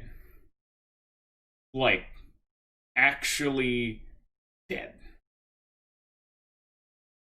What team do we want to use? Because Crono's gone. Like, he is gone.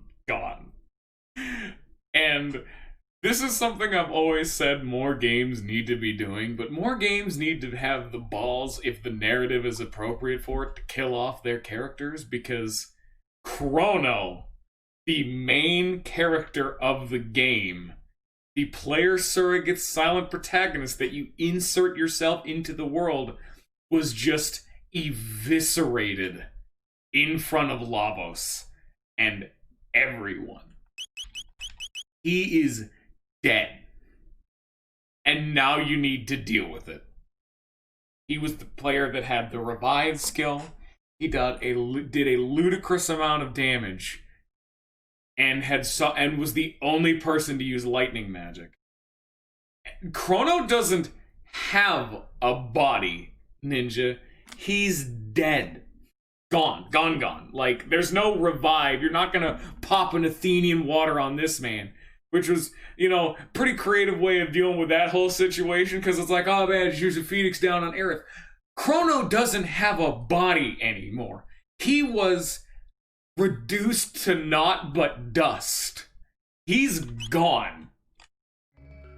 And now we have a massive hole in our party.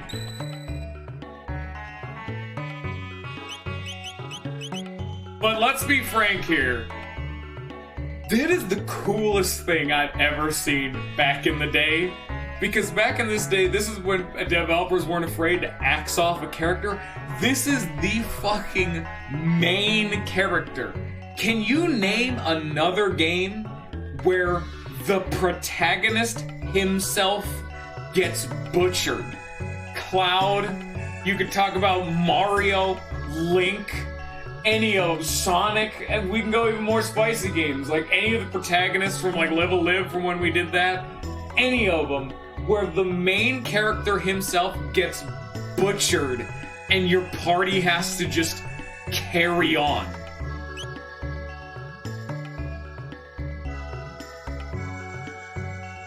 And you can see the world map. This is what happened to the world after Lavos destroyed it for the first time.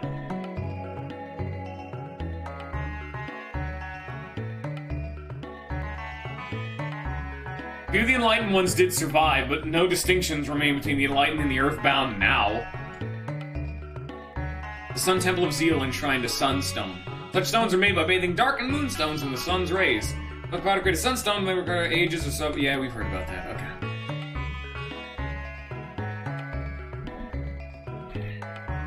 Check back from time to time. He sells whatever washes up here. So if you wait a while, most likely have something new things up for sale. Buy. Ooh, shopping! I mean, I could buy like a potion. But you see how there's like a thing behind them that we can't like get at? Yeah. We can't get at it, so clearly the playthrough is over. As I want it. And he's not letting me get it. So we're just gonna wait until he decides to be nice and move out of my way. But frankly, dude, God, when I was young and I first saw that scene, holy shit, that was mind-blowing. Why do you think I was being quiet and letting it set in? And I know it doesn't mean a whole lot from an outsider's perspective, but this is the first game I had ever seen that not only killed off a party member, but did it in such just a gruesome fashion. He's gone. You didn't get like the dramatic Hollywood scene of like the final moments, you know, clutching their body in your arms, and you get those last like 30 seconds to say your final words. Fucker just dusted right in front of us, and we need to deal with it now. That's cool shit. That is the coolest scene. I don't know how everyone is one of the most hyped. That is one of the scenes that made me think this is one of the best games ever made when I played this when I was younger. Oh, Lord, that's so cool. He's gone, dude. I don't think we're gonna resurrect a pile of dust and ash. I don't think Lavos is gonna be too willing to do that. And because this whole game's because this game is all about time travel, you'd think, oh, we just go back in time and save him. This game has a consistent logic for how it does time travel. Whenever you travel to the year 1000, let's say it's the year 1000 day 1. If you then later come back, like let's say you were in the past for 2 hours, you go to another time period for 3 hours, and you go back to that previous past, 5 hours would have passed. So that would be, you left on hour 2, and you come back on hour 5. They consistently make it like that to where any time that passes does still pass, and so whenever you visit a new time period, the time remains consistent. So that way you can never run into yourself and you're not having to redo things you've already done before. So if we ever went to the past, we would never see Crono. We can't. He's not there. Also, there was like a whole joke I was doing, but this dude is actually supposed to move after a certain amount of time. Like it was the whole bit. I don't know how long I have to wait or if there's something I need to trigger for this man to move, but he's supposed to, and he's not doing it, and I don't know why. And it was also part of the reason why I was feeding Crono all of the capsules, because I'm like, he's the main character. He'll never leave the party. Oh no! All wasted, with the exception of the magic capsules that I still haven't used. Yeah, that dude's supposed to move, but I don't know why he's not moving. Ah, fuck him. It's probably just a strength. I think at worst it would be a speed capsule, in which case that would really suck, but it's still doable, you know? How can I survive in such a land without my magic? So, if you remember, this was the ancient civilization that birthed magic, which is why all future civilizations aren't as technologically advanced, because they used magic and had, you know, that ancient civilization. But with Lavos having done all this, all their magic is gone. They don't have it anymore. You have no need of magic to survive. Besides, you're not here alone. Suppose you're right. We are alive, after all. As long as we are, we must hold on to hope. We've grown too dependent on the fearsome force. Everyone and everything was swallowed by the sea. The sea of clouds was parted and the blizzard at last abated. Could this long and terrible winter be at an end? So because there was so many islands floating in the sky, it made the surface layer way colder. So the earthbound ones were always barely surviving because it was an endless winter. But now that magic has been cast down, society on the ground can now start to advance. Because winter should soon end. So cried himself to sleep. Let him be. Doing better, are we? Oh, curls, pay homage to our new liege, Sir Dalton. Oh, shit. Oh, God.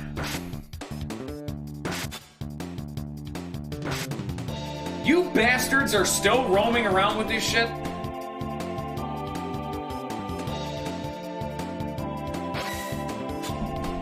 This motherfucker's still here. Why ever the looks of disappointment? You should be thankful you survived. The crazy old crone is gone, and that insufferable prophet with her. Henceforth, the zeal should be known as the Kingdom of Dalton. Ah, oh, goddammit. Yo, you survived? Ah, that ship outside must be yours then, mustn't it? It matches Balthazar's designs perfectly. You're undeserving of such a splendid toy. I shall make it my own personal chariot. Epoch Isla, friend. I hate having Isla in the party trying to read her dialogue. I hate it. You have to come with me. It would not do to have you whispering strange secrets in the ears of this mob. You might start a rebellion. But first, take this. Get fucked. What? Hey, what's that behind you?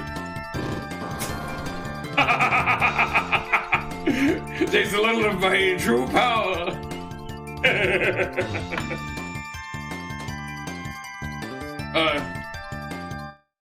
So this is like the next big dungeon. I think this is the last dungeon before we're properly like endgame. Unfamiliar environs. Our equipment, it's taken. All of our possessions are gone. And their stuff, trade for any stuff. Money, it's gone too. We must find a way to escape. Okay, so hilariously enough, we actually have a meta team for this because all of our stuff is gone. Everyone's unequipped with the exception of these two, but we can't swap them in because that'd be bullshit. Like, we literally can't. Because, you know, they're supposed to be in the end of time. So, we have no money, we have no items, and we have no weapons. So, we can't actually fight anyone. If we had, when we busted out of here, encountered an enemy, they would just beat us because we can't fight back. And they would drag us back to ourselves. But, because Lolifant voted for Isla to be in the party, Isla doesn't use a weapon. She uses her bare fists. So she's the only character that can actually fight in this situation. Normally we'd have to like Metal Gear Solid our way around to gather up some of our gear so someone could fight. But Isla still has gear that we need to get, but she can fight without it. Lolifant accidentally just meta'd the shit out of this. The new king. Archers, you can't try anything without weapons. And so we climbed this ladder, which they had incidentally left in here. Oh, Lord! We must be on... Remember that airship I visited multiple times? The Blackbird. Ooh, that's a big boy.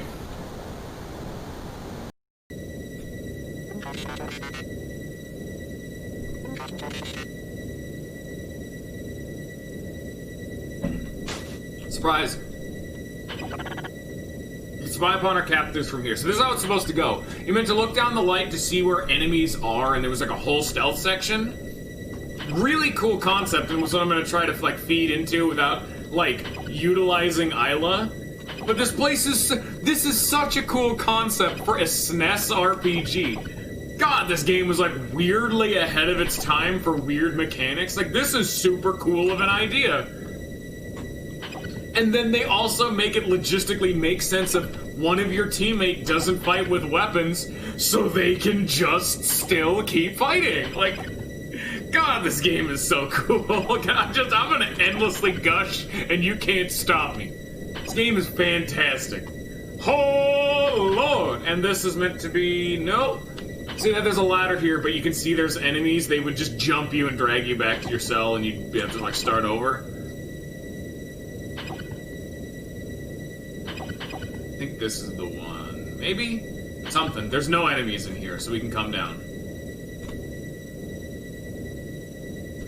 Oh, let's just wander on out here. Oh, shit. So normally they would drag you back to your cell, but because I'm Isla, I actually get to do a fight. Normally there'd be like a cutscene, but, you know. let's just say I didn't do that fight. None of you saw that. That's a sneaky secret fight. That's a fake fight. So, yeah. And you'd have to keep scrounging around. Also, nice touch, the map only... Oh, here's the one you're supposed to get. Dude sleeping on the job? Isla's equipment. So it always gives you the equipment for your main party member. But, you know, it's Isla. Hey, what are you doing here? And now whoever you had equipped would now be able to fight.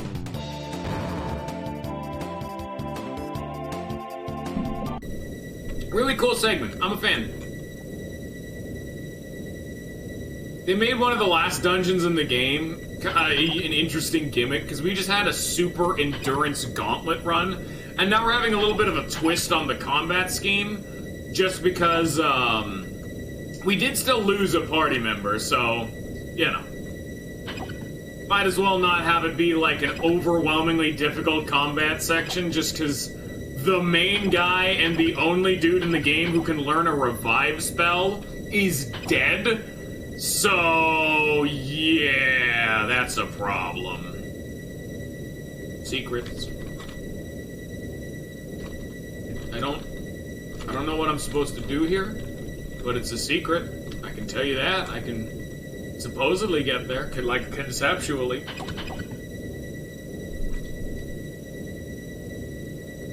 I hope you guys really like this song. It's just meant to be the ambient drone of a machine, but it sounds terrible. Hey man, no one said this game's perfect.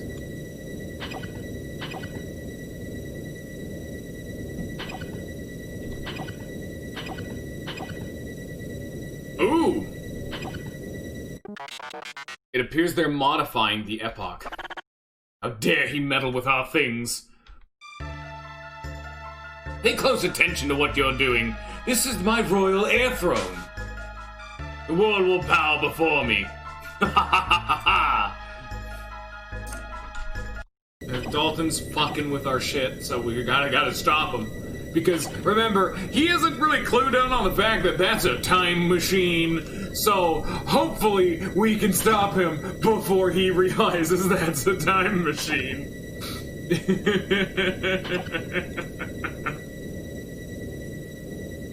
Hello. And as always, most moving enemies, if you just stand still, won't aggro you. Here's a treasure chest. I'm gonna go kick their ass.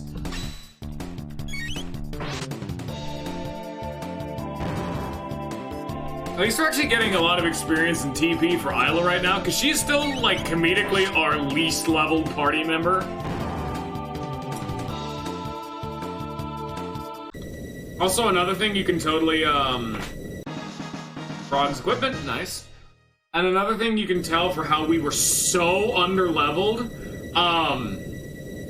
and is to make you really feel the pain of not having Chrono even more. Every single triple tech, with some exceptions, like for way later on, that you can earn before then, all require Chrono, so we've actually lost access to our triple techs. We only had 2 of them, but normally you'd be able to get a bunch more, you know? Oh my lord! Luckily these dudes, like, suck in combat, but oh Jesus. Daltonite.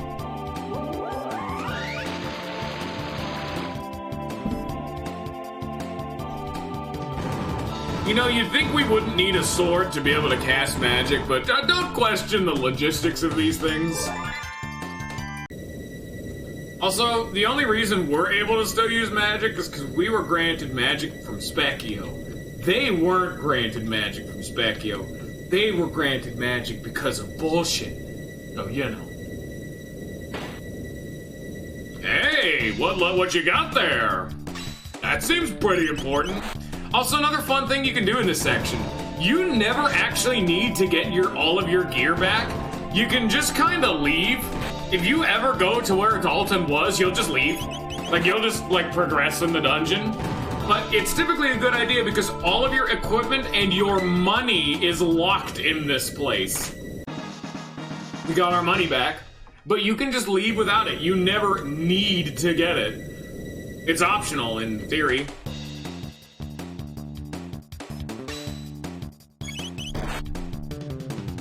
But it's also why all these enemies are so comedically weak, is because you're typically expected to fight them with one party member and have no access to healing items.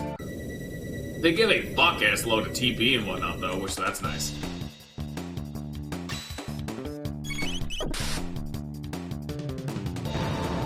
I don't think Robo's actually getting any of the TP, though, because he's not in the fight. He's not getting anything for this, which, yeah, that sucks butt, but what can you do?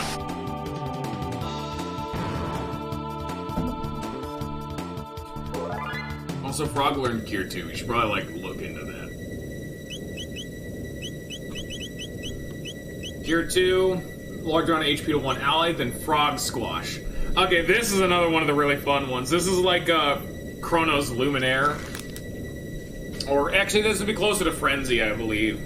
But Frog Squash is his, like, obligatory super dumb move, and is actually one of the strongest moves in the game. Because it hits all enemies and does higher damage when HP is low. If you're at 1 HP, it'll do multiple thousands of damage. So what you can actually do is, if you really wanted to cheese some fights, get into a fight and get Frog killed. And then win the fight. Because whenever you have a party member die in combat, they'll leave the combat being revived with 1 HP. Well, there you go. You're now set to 1 HP. Then you equip Robo with every single speed thing you possibly can to make him always go first before the enemies, and instantly cast Frog Squash. And now every single thing that could ever stand before you is instantly dead. That's more of a cheesy, memey kind of strategy, but it technically works, so hey, there you go.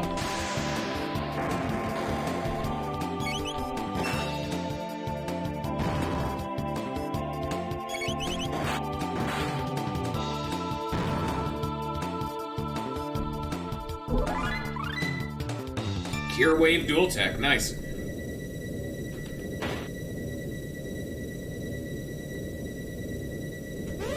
God damn it. Can you not respawn the moment I happen to scroll the screen just the tiniest bit too far? Thank you. Again, at least they're giving a buttload of TP. That's kind of nice. Oh, hi there. Oh, excuse me. Oh! Why, hello there!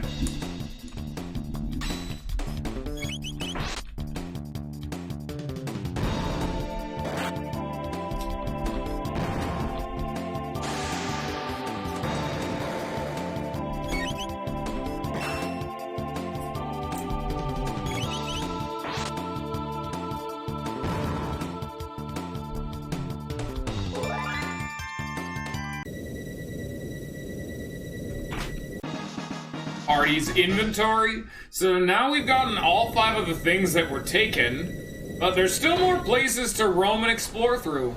Ooh, what we got over here? Oh, I think this is the way to progress.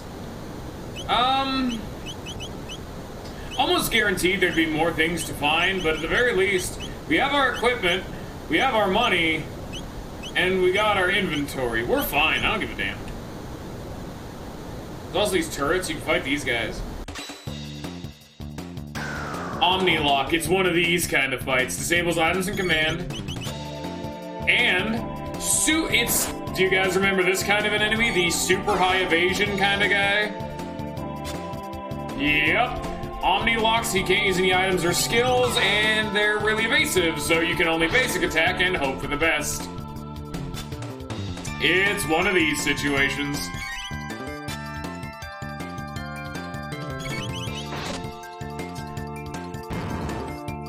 It's the rock guys, yep. 100 TP. They're a reskinned rock. And they give 100 TP, so I'm just gonna fight every single one today. Do not fall. I think you can actually fall, and that's a bad time.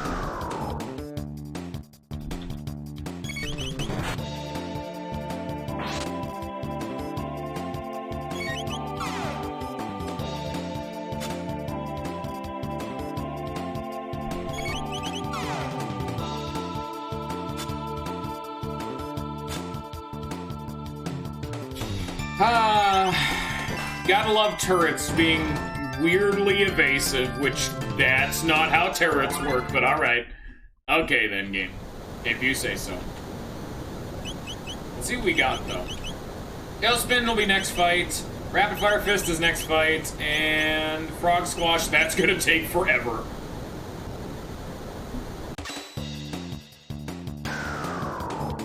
Well, we're power leveling the two party members who really needed him, Isla and Robo. Frog, however, is getting, who was already our most trained unit that wasn't Chrono, is now getting so unbelievably far ahead. We're gonna have to not use Frog for like the next like 3 dungeons plus. He's nearly done. He only has a little bit more to even learn. This mother trucker's like done. Tailspin, Rapid Fire Fist, Beast Toss. Alright, what do we learn now? Dino Tail. Same thing as Frog Squash. Hits all foes, damage higher with low HP. Same shit. Proximity Bomb. Surrounding enemies. Alright. I'm still gonna fight more turrets because why wouldn't I? Oh, there's so many. And they're so worth it to fight, though. Because they're just walking TP boxes. You're damn right I'll grind a little bit. These are free. You can only fight these here and now. These never respawn because this is a dungeon that once you're done, it's done. You can't come back. Fight them while you have the chance. Luca and Marl are gonna be locked into the party for a while.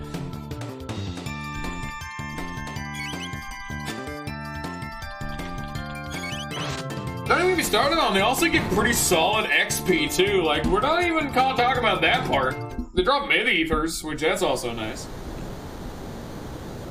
You know that whole me saying, oh, you know, Frog's gonna be a while. Yeah, he only needs to fight 5 more of them, and then he's like done. Consider the fact that I see 2 on screen right now, and apparently we're fighting both? Oh no, the other one might run away then. They're both omni-locking us.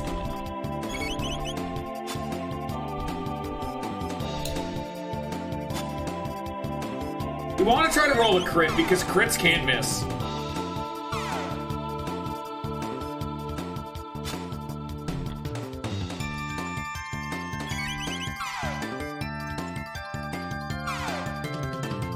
They just love shooting laser beams. I'm not a fan. God damn it. And we have to be attacking the one that's really far away to make it really tedious to get over there and hit him just because we have to walk a goddamn country mile to get at this man.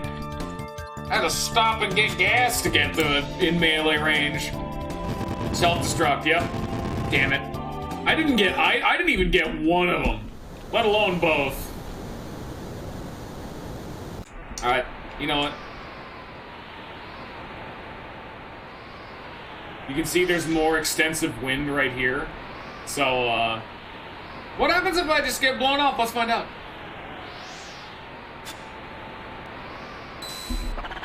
Something comes. I detect a massive magical energy reaction. Surprise! Your boy Dalton's brought a friend. And this is a really fun fight. Take this!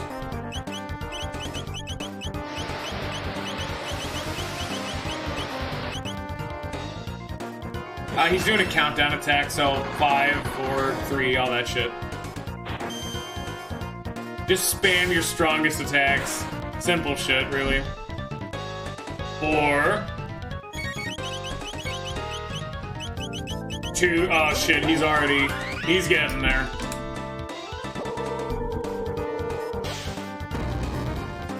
That's not worth it. Luckily, Robo does a buttload of damage because he has Rapid Fire Fist now. 1.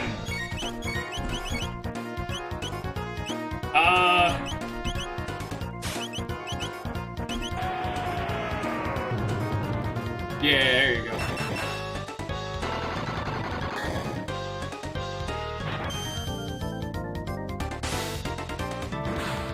I hope I can get. We're doing a lot of damage. I hope we'll get to see the 5. Okay, he's counting down again. I'm hoping we'll get to see the fun thing, because if we kill him too fast, we won't get to see his attack. It went 5, 4, 3, 2, 1. 5. Now he's counting down again. 4. Okay, Lolfan, you're ignorant. What do you think this attack's gonna be? Because he's had to count down twice. Consider a save state to show off the thing. I don't know what you're talking about. Save stating is cheating, Oliphant. I have no idea. No idea what you're going on about. I'm playing this on a legitimate console. I can't save state. Also, save stating may or may not be cheating.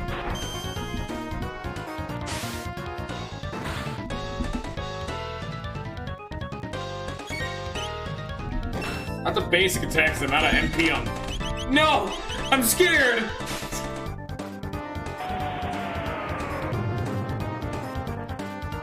I hate heights! I hate heights. So, the reason why he counted down twice is because he's afraid of heights and can't work up the courage to attack. Now, what would happen is he would actually have run away had we not killed him in time. So, we just earned a shitload of TP and XP again by I'll never lose. So that was technically a forced lost battle in air quotes, because if you take too long to kill him, he will run away because he's too afraid of heights. But if you kill him, we just got, 4,500 XP and 40 TP. It's complete. Oh, nice wings. See these beautiful wings? This is a true throne truly fit for a king. I name it the Aero Dalton Imperial. Those meddlesome interlopers shall be her first victims. Prepare for takeoff. No. Stop the music. Ah, there we go. Dalton is the joke villain, if you couldn't clue in on. Everything he does is kind of dumb. He's meant to be a punchline.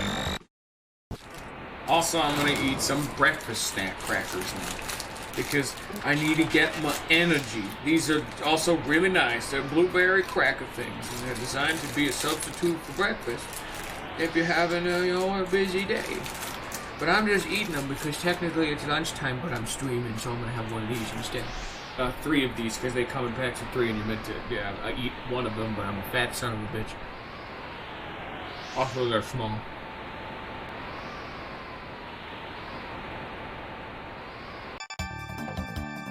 The Epoch, it can fly?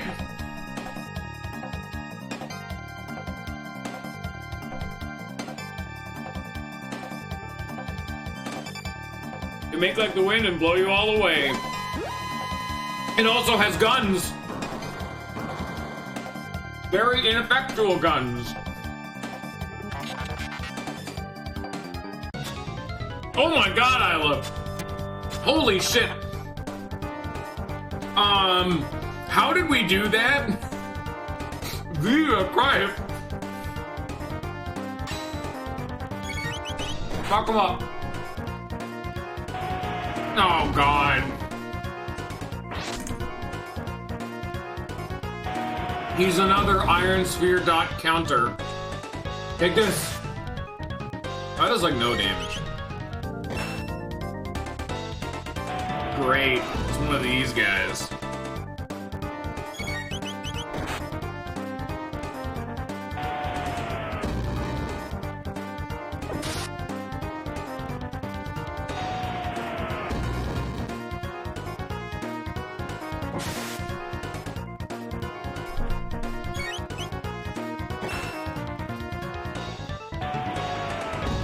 Hey, do you guys like Iron Sphere? Halves HP? How about... Oh, that's different. Oh, it didn't matter. It still just didn't do any fucking damage.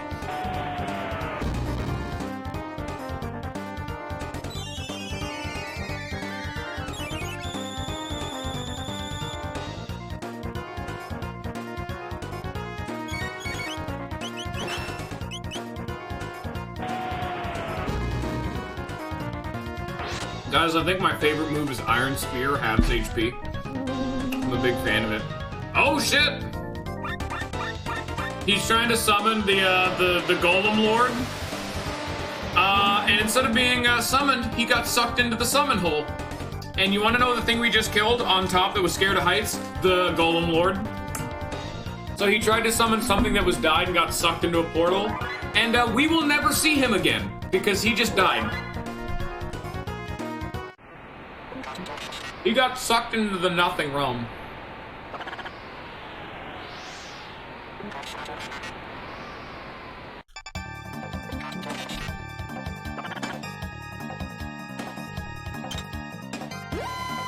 Oh, we found the gun.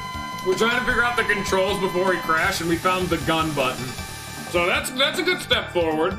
Still falling to our death, but you know.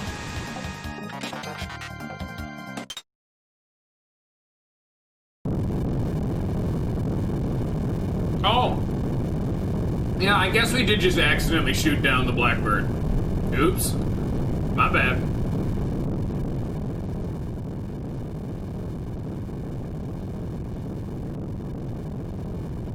Hurrah!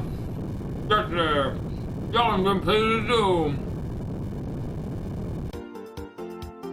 Dude, Epoch theme, yeah! I should have linked it to my CPU. Incredible! Mayhaps you even owe him a touch of gratitude for this. Epoch happy. Epoch become bird! He's referred to as a blessing in the midst of disaster. It may not have been our intent, but we've gained the means to fly. So, holy shit. This is a cutscene. Find Crono. Crono alive. Isla, no. Isla is in denial.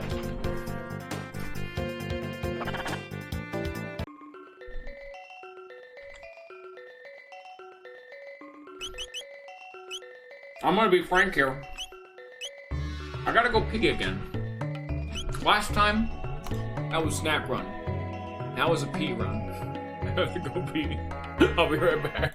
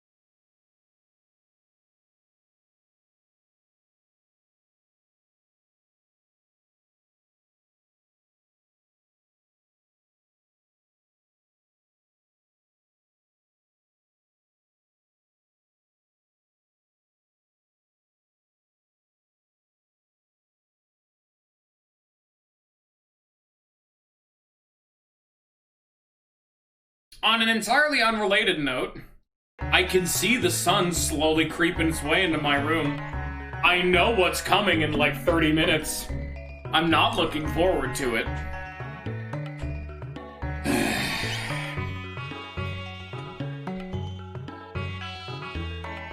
Okay, I'm not allowed to get back on the app. I can't show off the cool thing yet. Thanks. It's real nice. But I believe it's up here. So, here's a very, very, very fun thing you can do. The new king. Yeah, Dalton's kind of dead now.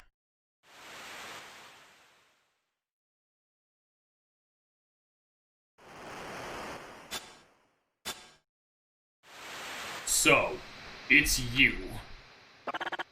Magus! Behold, all of it rests at the bottom of the sea. Gone is the magical kingdom of Zeal and all the dreams and ambitions of its people. I lived there once, but I was another person then.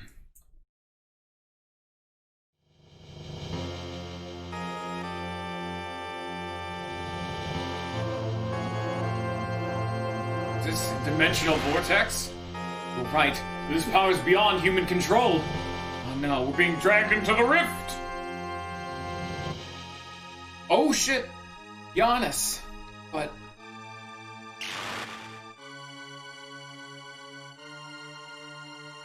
Oh, that's not good. It's a time gate. You know they didn't give the bottom right one a walking animation?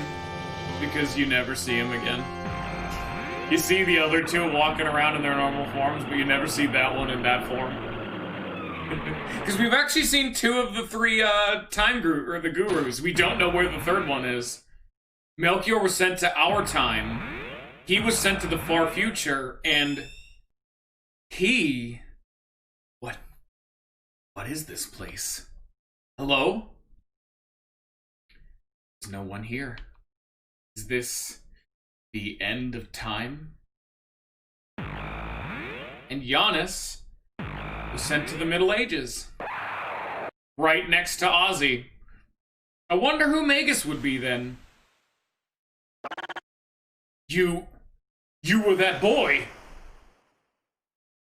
I've lived only for the thought of slaying Lavos, ever since his ripped in time's fabric stranded me in the Middle Ages. And just as I had summoned him to my castle, you arrived to interfere. To think I would be drawn through yet another portal, only to find myself returned to this age. Ironic, is it not? Being from the future, my knowledge of the past enabled me to convince the Queen that I was an oracle of no small power, and so again I worked to draw the beast out. But no history book could have prepared me for what ensued. Unimaginable is the power of Lavos. Before him, we are all as leaves cast to the bitter winds that howl about death's black wings. Stay this course, and your fate will be the same as that fool Crono's. You dare dishonor him? Play with fire and you get burned. A lesson better learned sooner than later. The weak go quickly to their graves. Stay your tongue, Magus. You wish to fight me? Do we want to fight Magus? This is an actual, important decision. So you know what? Just so that way we can see both options, and I'll let you guys decide both. Alright. There we go. Totally legitimate. Stand back.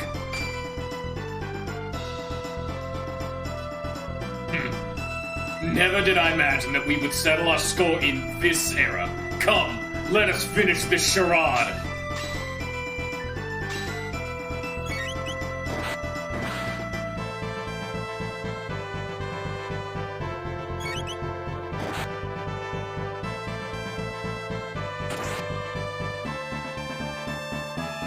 Magus' theme also slaps, like, holy shit.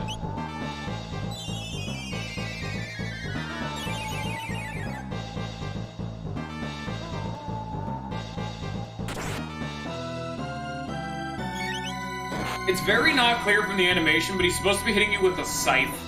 That's his weapon of choice. Because, you know, he's like a death kind of dude, big evil man. He's supposed to be hitting you with a scythe, but they never render it. They only render, like, the weird, like, after effect animation anime shit.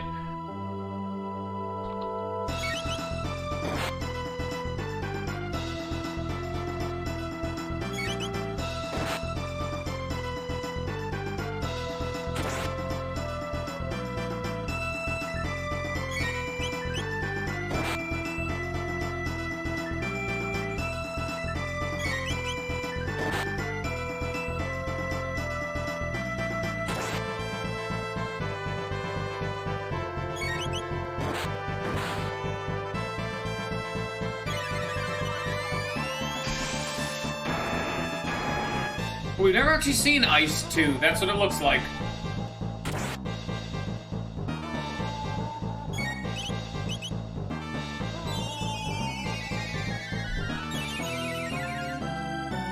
Ignore the fact that you can randomly see my mouse. This game's weird. None of you are seeing it. It's all fake.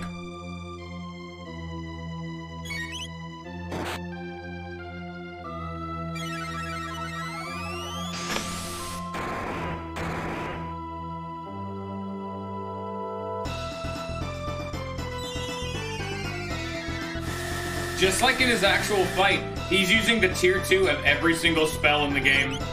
At least ice and electric. Here's Ice again. He's gotten to become serious and is now just spamming magic. Because he is a mage. Mages? Oh! He hasn't used fire and he hasn't used dark. Because if you remember from his fight, he had all 3 of the main elements in rank 2, and then he had 2 unique spells of dark element. See, here's fire 2.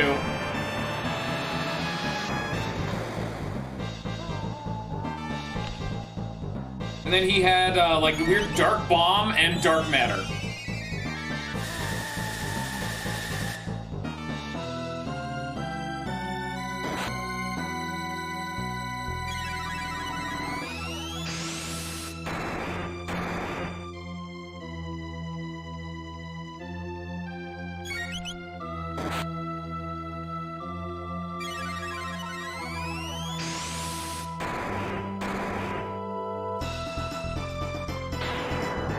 God, he can shoot out 2 spells before I've even, like, frames are passing for the damn, like, ATB bar.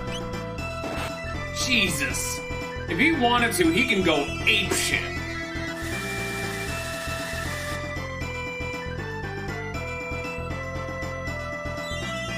Luckily, Frog absorbs electric, so that makes this fight way better.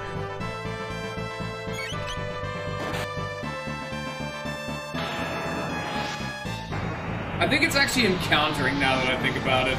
I think whenever you hit him, he counters with a random spell, and then is just also attacking. Yeah, that would make sense. Nothing else really clicks together quite as well, but... yeah, that's definitely a counter.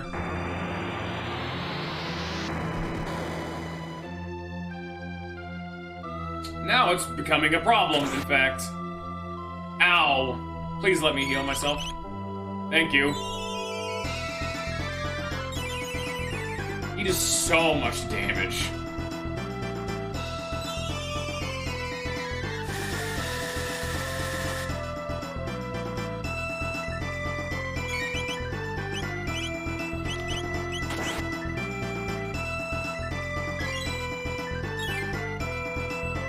Yeah, this is a really, really difficult fight, by the way. Just because, man, if you were not using Frog and didn't have Cure 2, have fun. Yeah, he doesn't have that gimmick anymore, but that's just because he doesn't... there's not enough people. But even then, you could just be using the dumb Masamune and just hit him a bunch. There we go.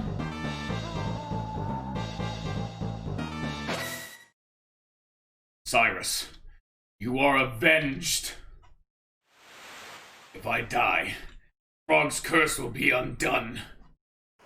Should you wish to revive Crono, seek Gaspar, the guru of time.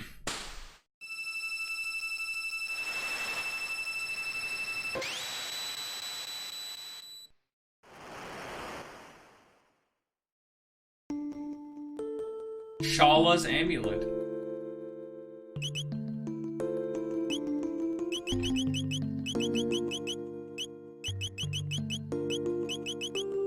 Prevents all status ailments. Oh. God, this game is... let's try the other option. So, what would have happened had you guys not been bloodthirsty monsters and decided to fight Magus? Taking your life will not restore Crono or Cyrus theirs.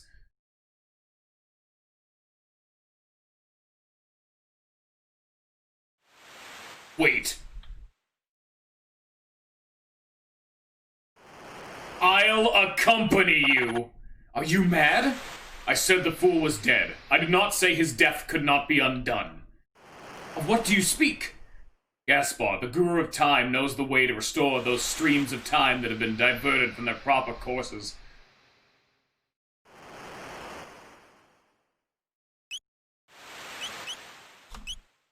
Ho, ho, ho, ho, ho!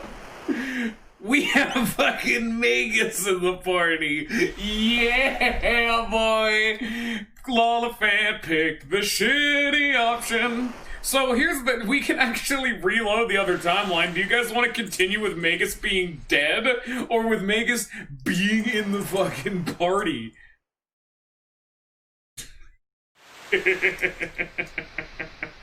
Yeah, I don't think anyone's gonna opt out of one of the main bosses being in the party. I'm sorry, Lawfan, you've been usurped. Magus knows, as fitting, Lightning 2, Ice 2, Fire 2, and he's gonna learn Dark Bomb. We are immediately putting him right in the fucking party.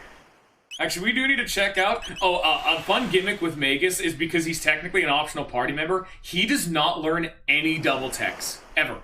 He cannot. That's his big downside. So because he has all of the... shit. He covers the entirety of the elemental triangle, Magus, and it's also fitting with his character, never learns dual techs because he never properly gets along with the party. He never coordinates. With some rare exceptions, them being... By the way, he comes pre-equipped with Shala's amulet, so you can get it in both. Also, this is the only party member to have the shadow element. But the black gemstone that we got a long time ago, there for him to equip, enables the Eternal Darkness triple tech. So the only way you can get triple techs without Crono is with Magus, and only if you equip him with the thing that enables them. Now, who actually... can we even...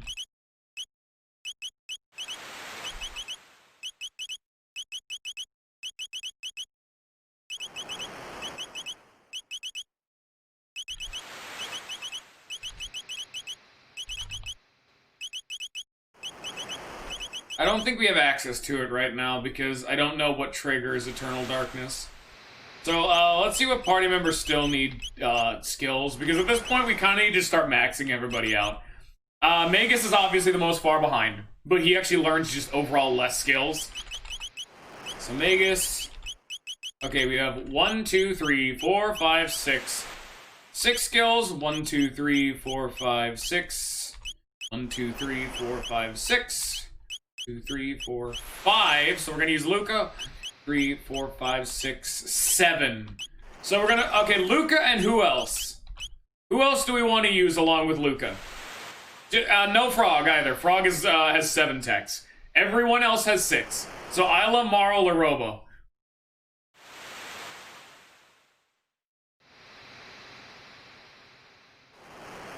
Party, party. Alright, that works. Okie dokie. Also, now we can just walk around with Magus in the Overwatch, which is the coolest shit. God damn, son. And he even has, like, idle animations. God damn, he's the coolest man in existence. He poses. 2 votes for Robo. And also... Impossible. I'm picking up interference from an enormous gate. Could it be Lavos? The Epoch space-time compass has gone haywire. That's... Welcome to the end of the game, everybody. We're finally here. The final dungeon of the game.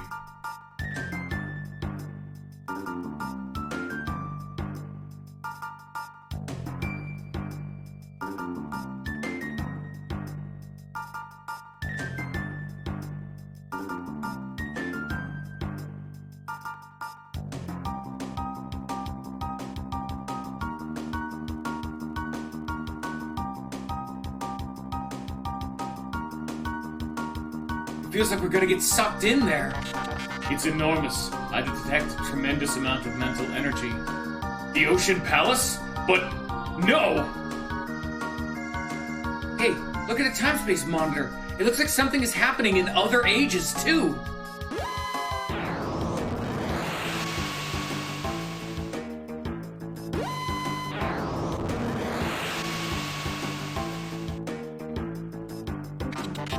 Space-time balance appears to be slipping off its axis.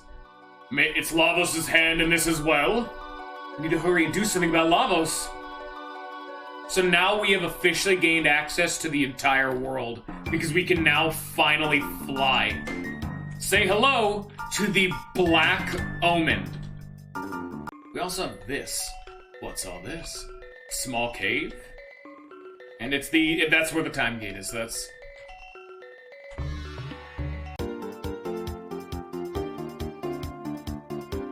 But here's the fun thing. If we go to, like, let's say the present... So before we get into the meat of this, you know how there's the Black Omen just floating in the sky? Now, the Black Omen is here for every single era. And, hilariously enough, watch this. I think you can see it here.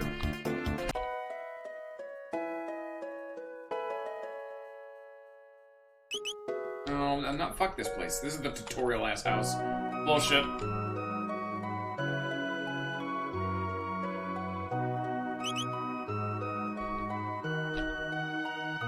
I know there's someone here.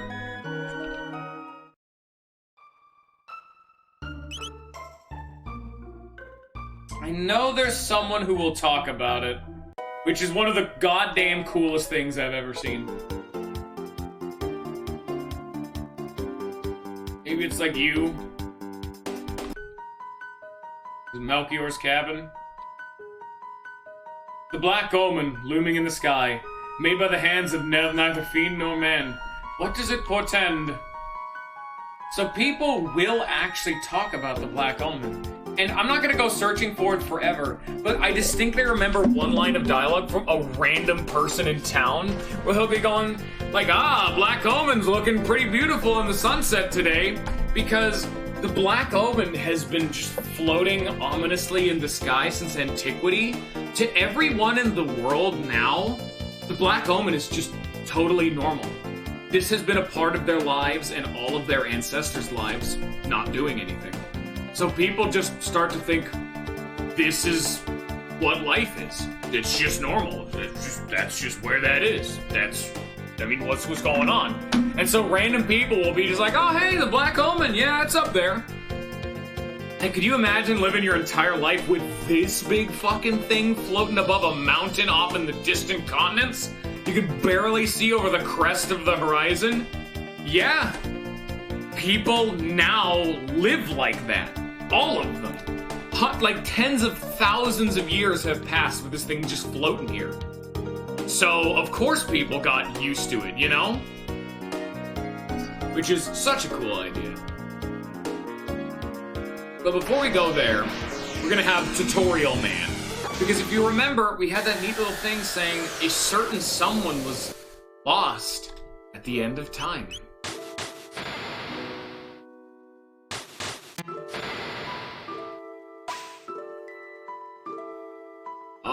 Where's that sprightly young man? See, how terrible. There's little I can do for you, but let me honor him with a song. Call it Memories of...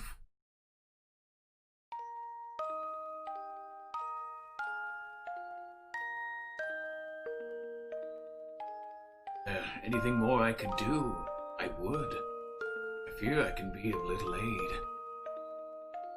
Guru of Time can help us now. That face. Have I not seen you before? Ah, indeed. You've grown strong. Tainted of soul, to be sure, but formidable all the same. Guru of Time, you say? I know of him. What business have you with the Guru of Time? I think he could tell us a way to bring Crono back to life. Ah, yes. Break death's hold over one you hold dearer still. You're not the first to wish such a thing, nor will you be the last. Crono must be happy indeed. Such dear friends as you.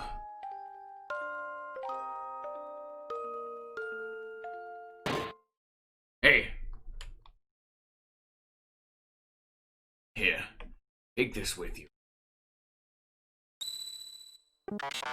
This is an egg, is it not? That's the Chrono Trigger, time egg. Should you wish to try and hatch it, the one who crafted your wings of time can tell you the way. But know that it may not necessarily hatch the results which you desire. The Chrono Trigger represents potential. Results require action. As long as you keep Crono in your heart and pursue what you seek, The result should follow, but can make no guarantees. I see it now. It's you, isn't it? It's you, isn't it? You, Gaspar, the Guru of Time. Ah, yes. I believe that is what they used to call me. That was a long, long ago. The Chrono Trigger.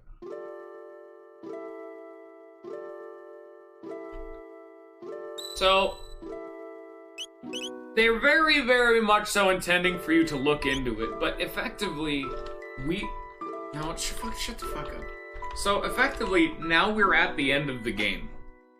We are now of the proper strength required to actually fight, Lavos. And hilariously enough, you never need to follow through with this Chrono Trigger timing thing. Technically, the main story's done. We could go... So there's actually 3 ways to do it. If we were to go fight the final boss, which we can right now, there's 3 ways to do it. One of them is the bucket, as we've already seen. The bucket at the end of time will take you to the final boss. The other method is by traveling to 1999 AD with the Epoch, which will actually have a different event happen. All 3 methods of fighting the final boss have different events happen.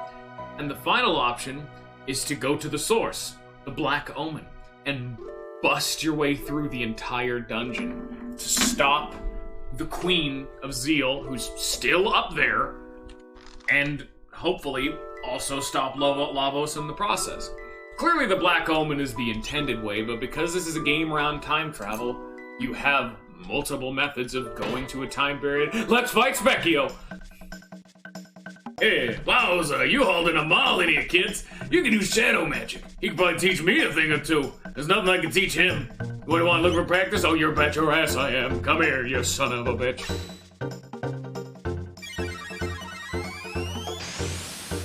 Goddamn Specchio. Goddamn Specchio, that hurts.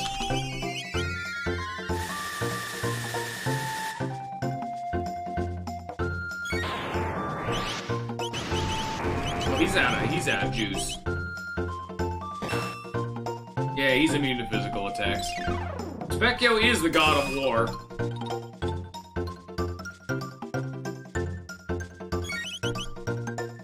I probably should have gone to the full heal lunchbox thing, but I forgot! Oopsie doopsie, I made the big ol' fucky wucky. Here's an ether. I have a billion of them, I'll just piss them away, you can't stop me.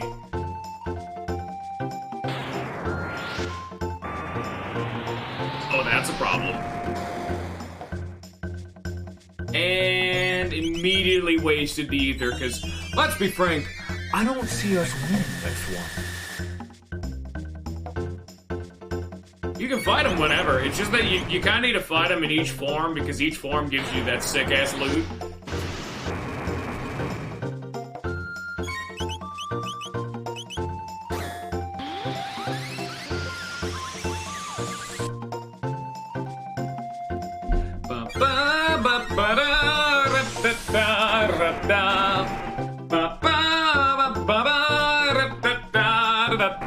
And also I'm dying, but the problem is that Robo keeps absorbing ice and won't die. Please let me live. Have that be lethal, how about that? That'd be a fun twist on everything.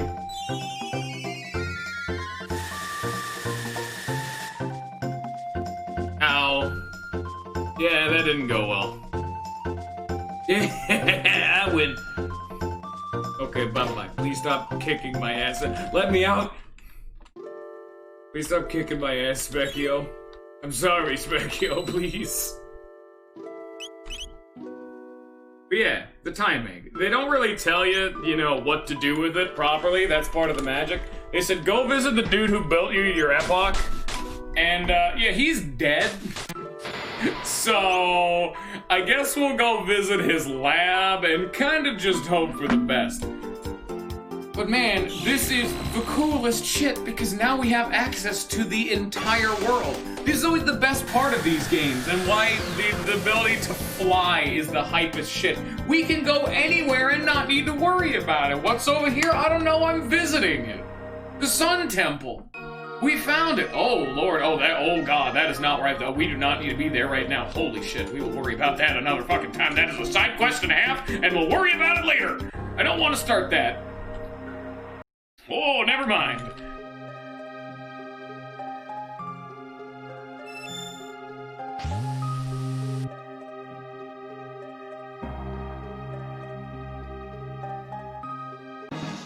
Ooh.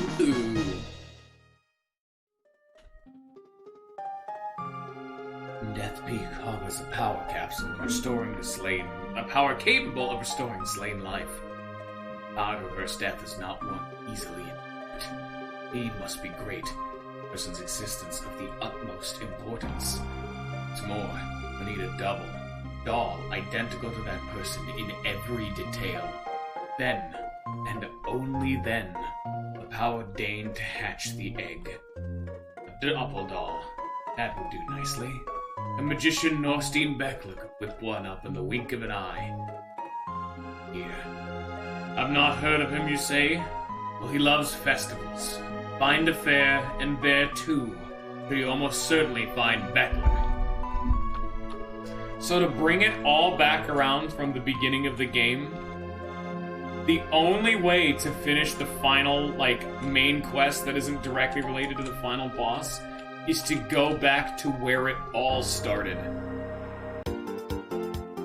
Do you remember how the game started? It started with us waking up in the morning, all excited to go to the fair. And where can we find a fair?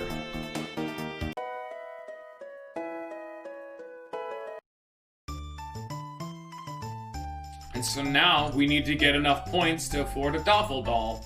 He's right in here, just as we had done in episode 1. Welcome to Norstein Beckler's Tent of Horrors. The spine-tingling show is just about to start.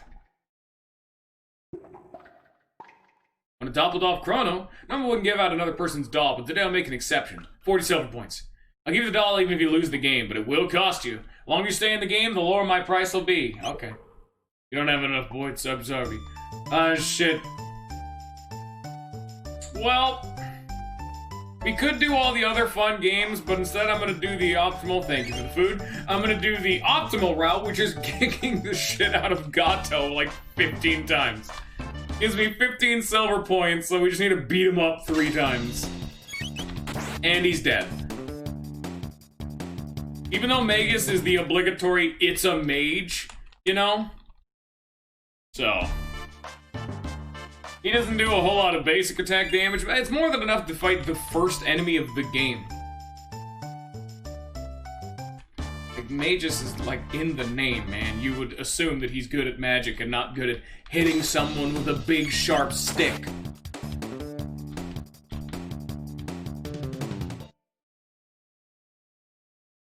Damn it. That should be 30, so we need 40, yeah. I think we actually have... How do we see how many points we have? I know this is wasting time, but I'm honestly just kind of curious. Oh, there's the Chrono Trigger. There it be.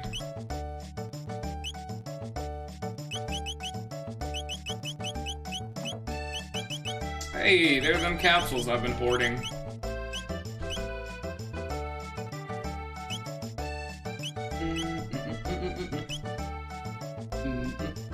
It seems like there's no way to actually check. I mean, I would assume there would be, as if you attempted to actually turn them in, it would tell you, but it doesn't seem like there's an actual method to check them in the menus, which... great, I guess. Thanks. There's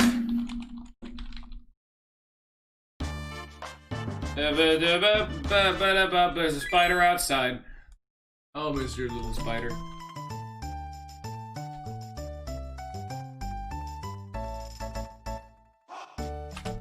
And it's been a lifetime since we came back here, eh? Alright, guys, let's see how well you guys can do mini-games. Let's find out. Okay, yeah. Oh, shit. Okay. Left, right, left,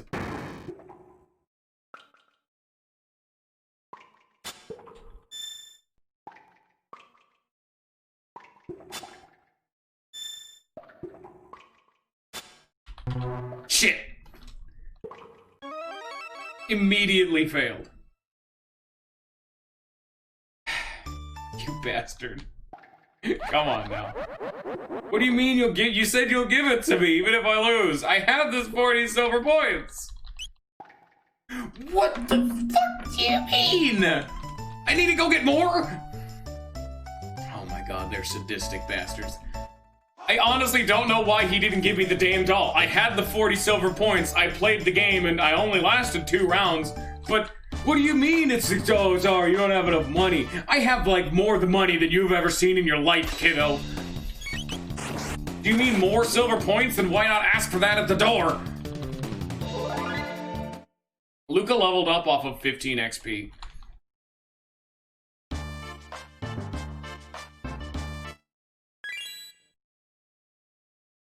Yeah, I think $54,000 should be enough to pay whatever the hell price they're asking. So we're at 20, so I guess I'll go up to 80 then. Fine. God damn it, Gato. Yeah, this is the first fight in the game. So, 35.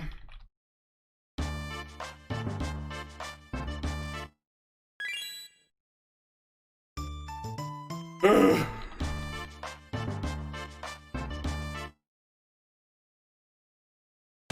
I appreciate the joke lag, except I don't. 50. 2 more times. I mean, at least we are still getting TP and XP, technically.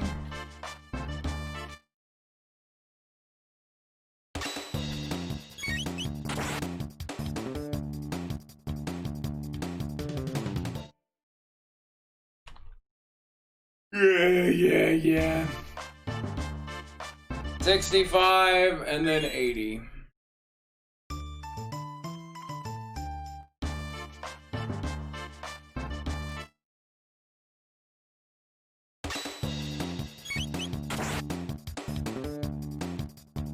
Whoa! Give me my damn Chrono doll. Oh, lag, you missed some of the fun. You missed, like, a lot of the fun, assuming you weren't actually here for it, because I'm assuming you've been gone for a while and you missed the big ol' fun surprise. Or you've been lurking in Extremo and decided to shitpost as your first message back. Either one is acceptable. But considering the fact that you're not even in the damn viewer list, I have no idea what to believe.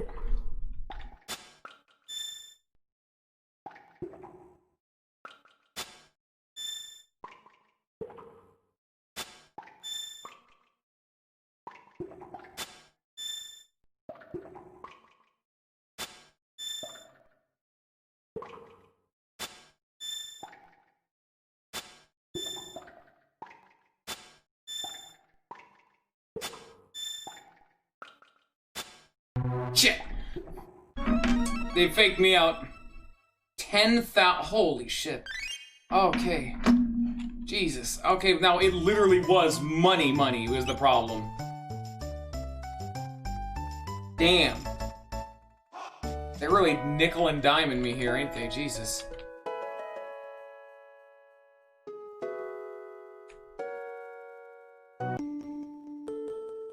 Oh, hello. Is Crono alright? Yeah. He's just fine. Well, I hope he's not causing you too much trouble. You tell him I said to behave himself, alright? Listen, I mean, yeah? We'd like to borrow this doll for a bit. Go ahead, dear. Grab it. Get out of trouble now. Yeah, you missed the fun lag. Crono died. And I mean died. Like, death died. A full whole hog. There's a real big scene, you should have been there. Which kind of takes a lot of the punch out of the scene, because, man, that scene, ooh, it's good. But, you know. I will admit, it's a little dated, so you probably aren't feeling the real meating of the impact, but... oh boy. Alright, now we can finally go in here. The timing, the Chrono Trigger.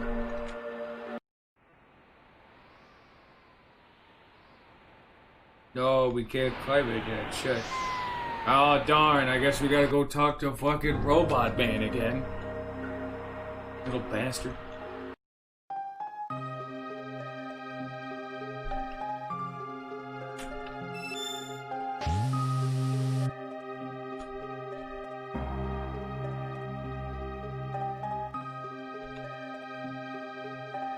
Death's Peak harbors a power capable of restoring the slain to life, but the power to reverse death is not one easily invoked. Need must be great and the person's existence of the utmost importance. It's more, the doll identical to that person in every detail. Then, only then, power deigned to hatch the egg. Yes, that will do quite well. Time has come for you to attempt Death Peak. It is the only chance you have of reviving your friend. I've implanted one final program. Truly, mean it this time. In this construct's memory banks, it will help to guide you up the mountain. Stand back.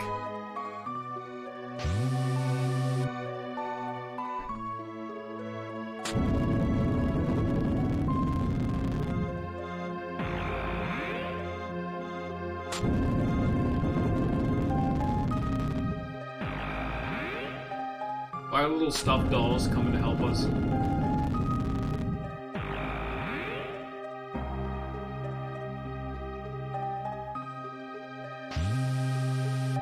The three entities you saw willing Death Peak. This is my message. Now I must ask you a favor. This construct has reached the end of its final program. Please, let him rest. The switch is on his stomach.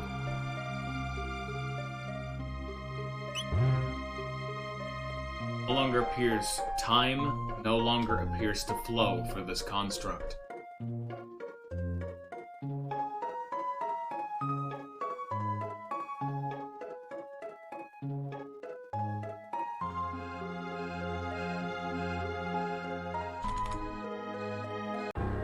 There we are.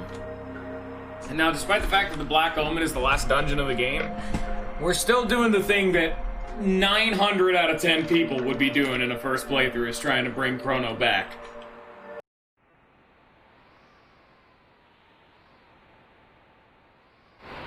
Walk when the wind dies down and hide behind the trees when it picks up strength.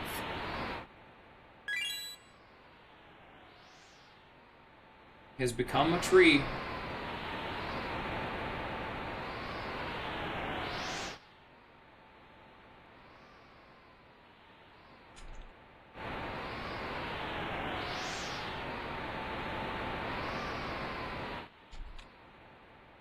Of course you're legally obligated to do the robot thing. I'm gonna do all the side quests. People haven't even seen them yet, but yeah, we're gonna do a whole bunch of shit. Like I said, despite the fact that we're at the end of the game explodes with content coming up.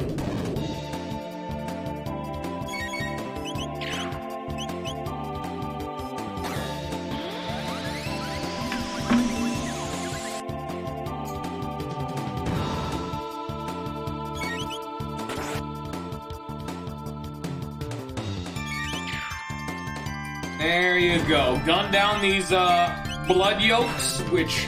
oh, that's gross. I love blood yolks. Thanks. Really appreciating that one. Got a magic ring. Gotta fight more blood yolks.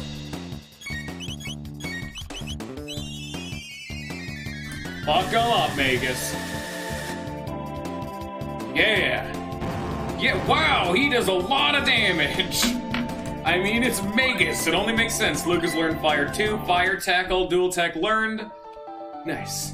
And despite the fact that it is a dual tech with Fire 2 and Robo Tackle, Magus, despite also knowing Fire 2, cannot perform Fire Tackle. Because he refuses and is a bit of a shit sometimes.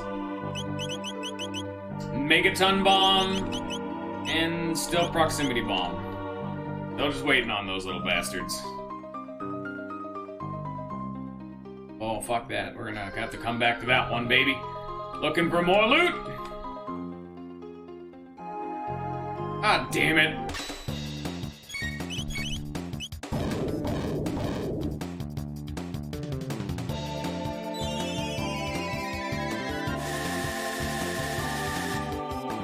This is one of the areas that was the most, like, disappointing. I talked about it before, but there's a song in this game's OST that was never released in the original game called Singing Mountain, and was seriously top 5 of my favorite songs in the entire game. It is so pretty, and it was never actually used in the game. And they actually, in the DS remake, added a new area that lets them use that song, but that is still going to be a ways away before we hear that one. Ways away. Fuck you, Ghost.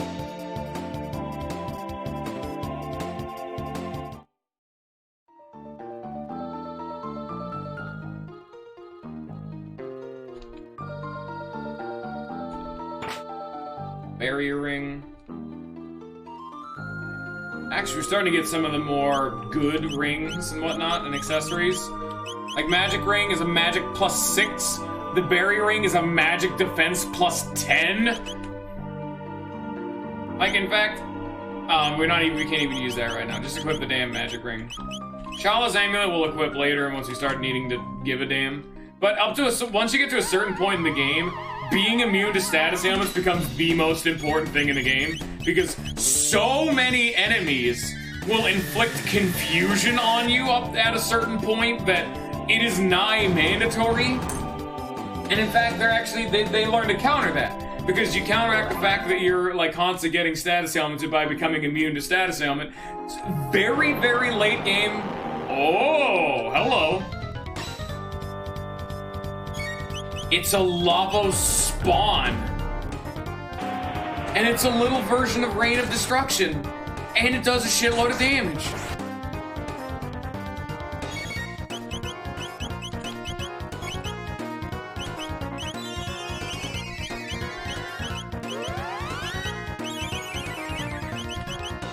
But, yeah. Enemies at a certain point of the game will start counteracting your immunity to status ailments by doing a move that gets rid of your immunity to status ailments, just to be as cheeky as possible.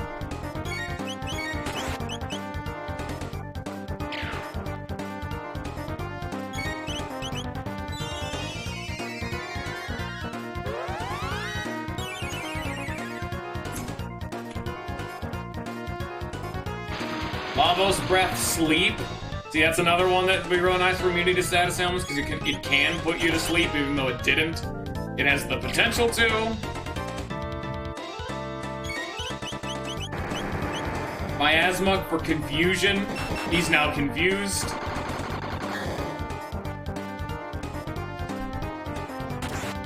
Oh god, he hit the body. Shell counter. Lavos spawns needles. Don't attack the shell, only attack the face. The shell is a bad thing to attack, and Magus, in his infinite confusion, attacked the bastard. And I think we might have just died. Because he did the attack on his own. Yeah, no, we're having a serious level of problem.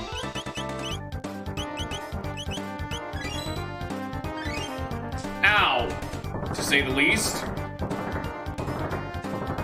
Ow again. God, and it's Robo, he's so slow, no! Fucking, they confused Magus, they triggered a counterattack, and then at the same time he used his strongest attack, instantly killing us. When was the last time we saved? I would assume right outside of Death Mountain, yeah, alright, but Death Mountain like it's fucking Legend of Zelda. Ah, oh, son of a bitch, we need to go do the damn cutscene again, you bastard.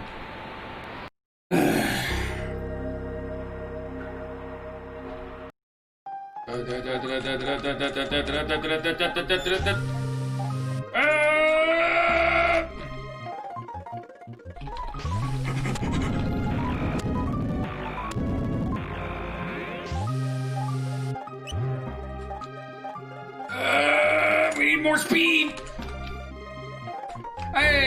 we're back, everybody. Hey, welcome back, everybody. Are you fucking kidding me? I was literally talking to the bastard because I closed the text box, so I'm immediately forced. No. There you go.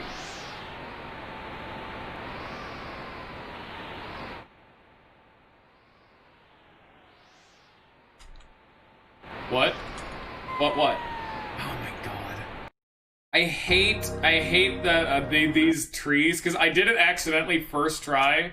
But these trees, if you have to walk into them, because otherwise you get pushed back like that, as I was trying to show off but not fall. If you don't keep walking forward, you'll be pushed off, and you have to be walking against the tree. But the trees are rounded, so if you walk into them the wrong way, you'll glide along the side of them rather than walking into them, meaning you'll walk away from the tree, you won't be covered by the tree's hitbox. Oops, down the mountain you go! Woo! Very annoying. Fun fact. There we go, we're back.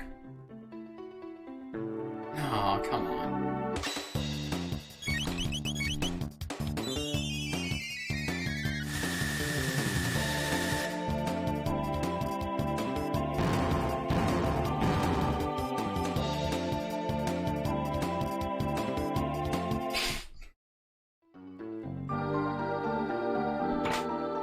Also, there's one thing that I've learned, it's to do this.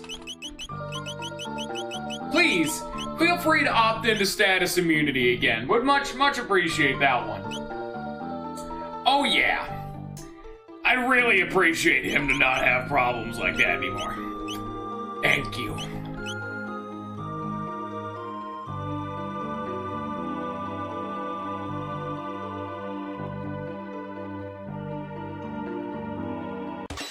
I mean, now we just need to worry about the other two members of the team being hit with, you know, confusion and then hitting the shell and then having them counterattack with the big arrow rain and then using the arrow rain automatically on their turn. Nearly one-hitting the entire rest of my team, and then Robo's the only healer we have, and Robo can't heal enough to out-damage the healing. Out-heal the damage, I said it wrong.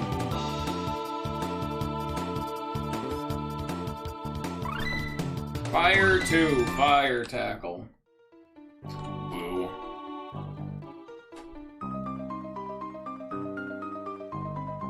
Honestly, Magus is really bad in this situation because you can't hit the shell. So because you can't hit the shell, all of his abilities don't work because they're all AoE and they hit the shell. So he can only basic attack.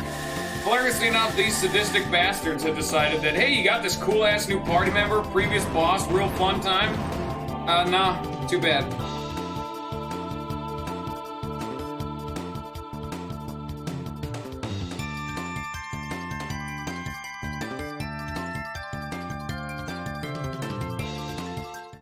Well, there we go.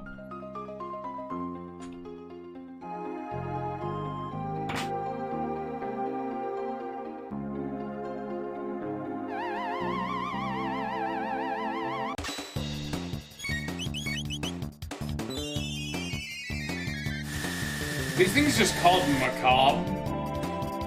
That's a cool name. That's a pretty alright name.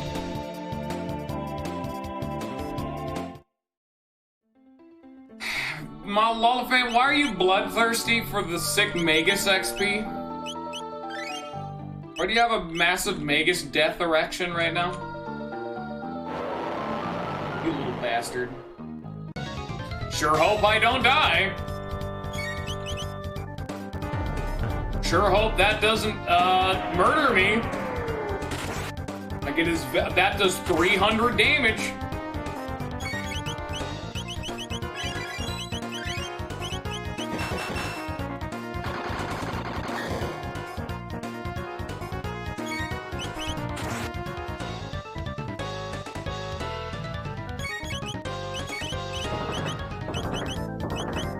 No! Robo just attacked the damn shell! Oh my god, Robo. Why does it default target you to the shell, the thing that's immune to damage and counterattacks? Come on, game. At least remember the enemy I was attacking. because I can tell you right now, I did not have Robo attack the fucking shell last time. Time to start shoveling lapis into my face. Look at this, there's no cursor memory, you bastards.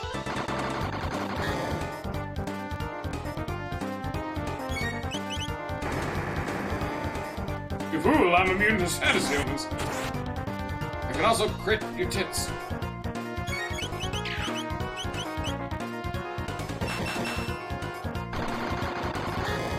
Boom! Please die. Thank you. Thank you. Jesus. Robo has leveled up. Gigaton arm. I really would have appreciated that before the fight.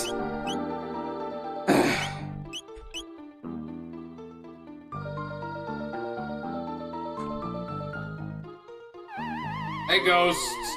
How you doing, ghosts? How you doing, sexy? They are called macabre. That's so cool. I was right. Nice.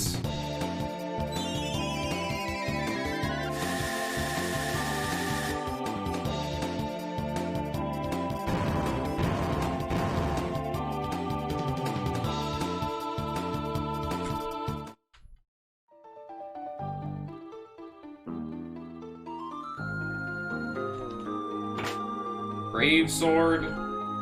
That's gonna be a frog thing. Because it's a sword. And Crono is dead. So I doubt it's a him weapon. Give me that. Oh, that is a secret door rock? Huh. Who doesn't love secret door rocks?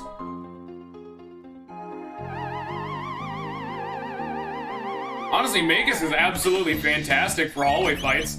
Just dump in 8 MP and they all die. In fact, it's so good at hallway fights, I'm gonna do a little something. You're gonna love this.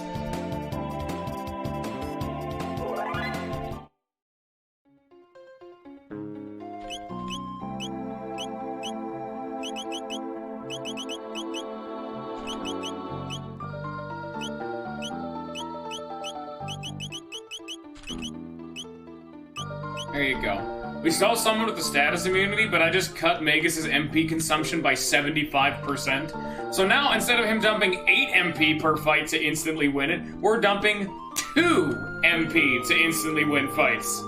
Now that is a deal. And we got a new sickle scythe. Canadian sickle.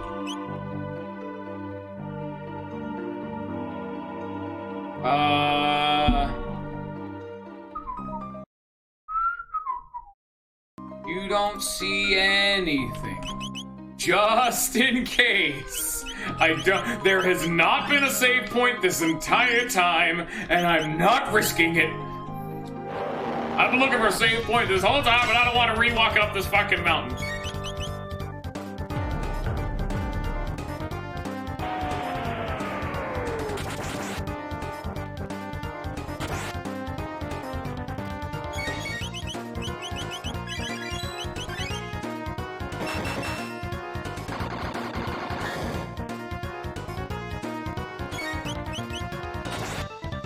Well, we got a new weapon for Robo and Magus. They've leveled up a bunch, and Robo's now out of mana. Great. So no more rapid fire fist for us.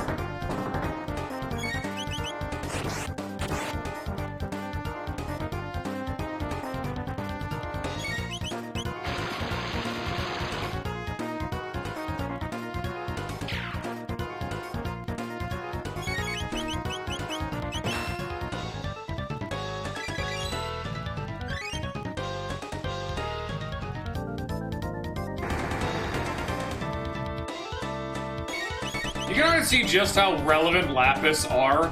I've been chugging them in all of these fights. They're just so good.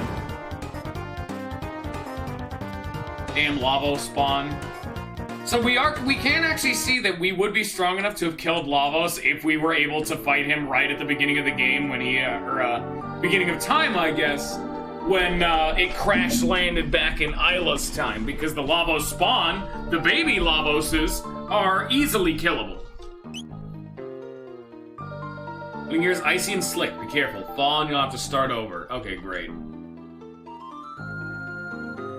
Oh my god, I'm clean. Do not appreciate the avalanche of Yaksha blade. That's a Chrono weapon! Do not appreciate the avalanche of blood yolks.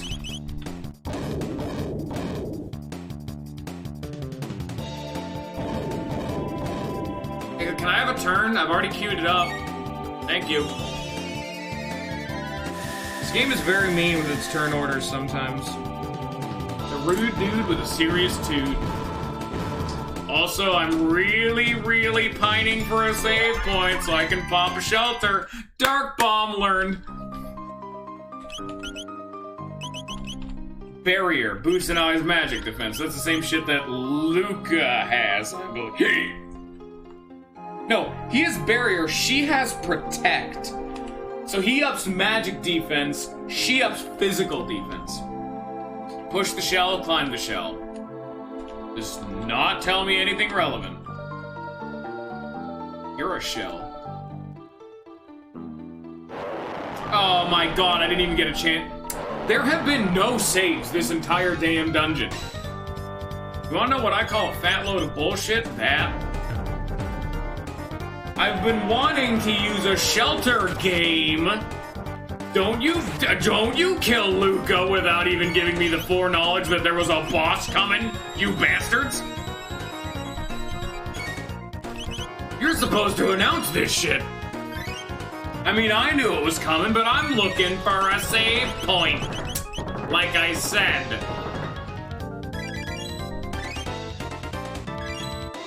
This is a mean dungeon. This dungeon don't play nice at all. Got a real bad attitude.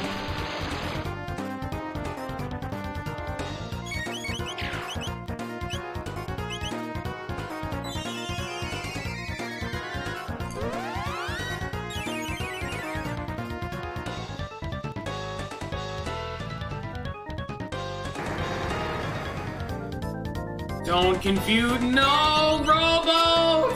Okay, at least it's not attacking the shell. Robo, stop being confused. Also, can the damn Lavo Spawn use any of his status ailment moves on the one bitch who is immune to status ailments? Like they did in the last two fights.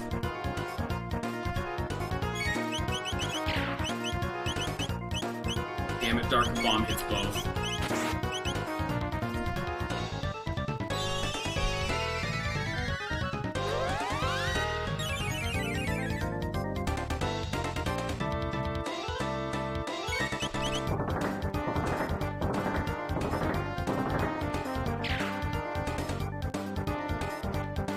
Yeah, we got a Chrono weapon.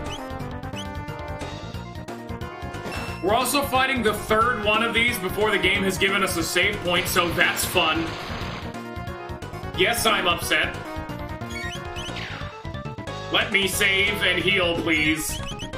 This game is very stingy with those things, I guess. But you do know we're getting close to the end of the dungeon because we've already seen this. We've seen the third of those weird little robot doll things that were supposed to guide us. Well, we've been guided and help me reach the end. Be done. No. He's almost dead. Just kill him.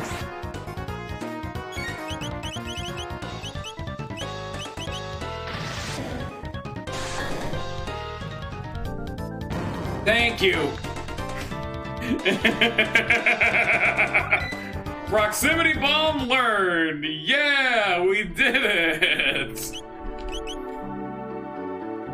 Fours, you missed a lot. What was the... Okay, Fours, before saying anything, what was the last thing you saw? What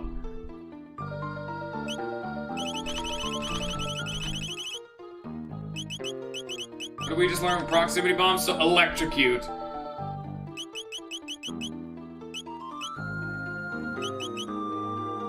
Holy shit, that was a long time ago. Fours, you missed the most crucial part of the game and is the main thing I've been like really excited to show off for people. The main thing and one of the main reasons this game was touted as like a legend, Crono died. Like, the main character, he's dead. He died. Yeah, he's gone. We tried to fight Lavos, and he died. Like, everyone got knocked the fuck down. And, I'd recommend watching the VOD. You missed a fun scene. And, we've recruited Magus, which, yeah, you missed a lot, dude. Like I said, we are at the end of the game. Like, literally, if we weren't doing a side dungeon right now, we would be storming the final boss. Yeah, you may want to study up because you kind of missed a lot, as we're at the end of the game, and at the end of the game, things happen.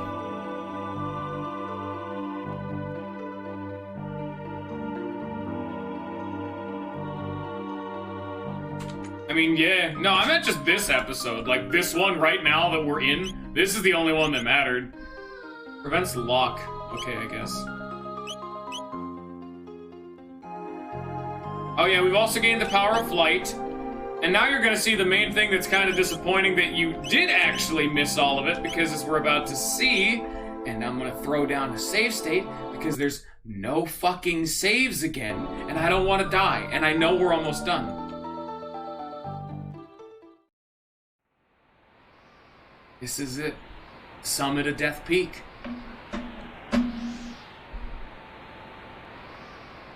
You who fear the night and fight the coming of darkness, lend us strength. Crono. The pendant's reacting.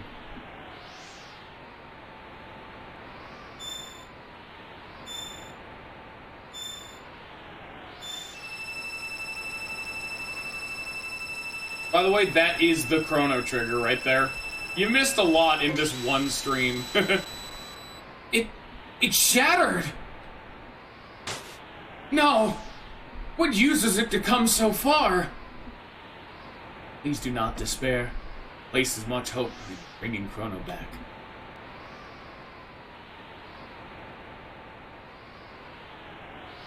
Crono, say something! Don't just ignore us!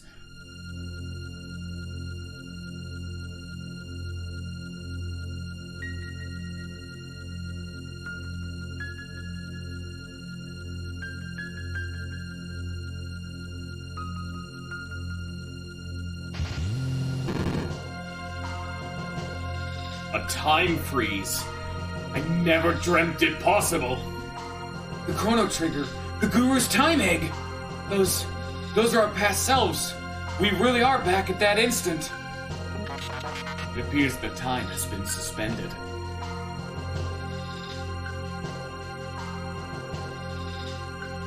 We just need to exchange the Doppeldoll for Crono.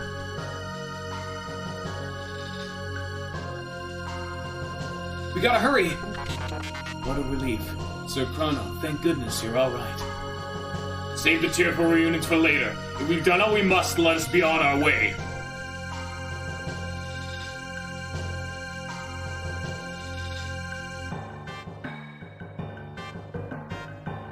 You missed a lot of shit, Force. This is even really weird from your perspective. Yeah, from no context for all the shit we went through to get here.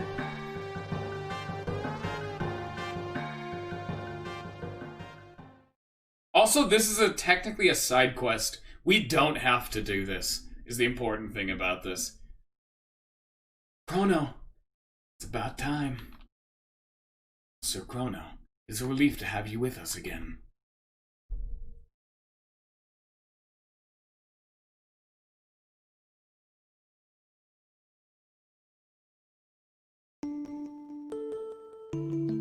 You big dummy! You wouldn't believe what we had to go through for you.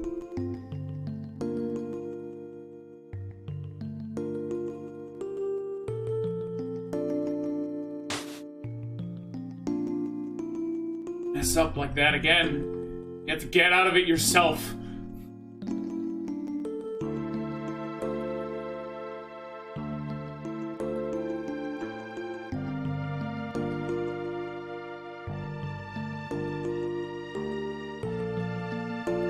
Such a terrible time without you. Mara was, and Sweet, even I. Hey, you listening, Crono? really can't stand you, you know? I mean, it is a game about time travel, Force. Logistically, this is how you would bring someone back to life, you know? Literally just go back to right before he's about to die. And then they put the doll in there so time doesn't get fucked up, you know?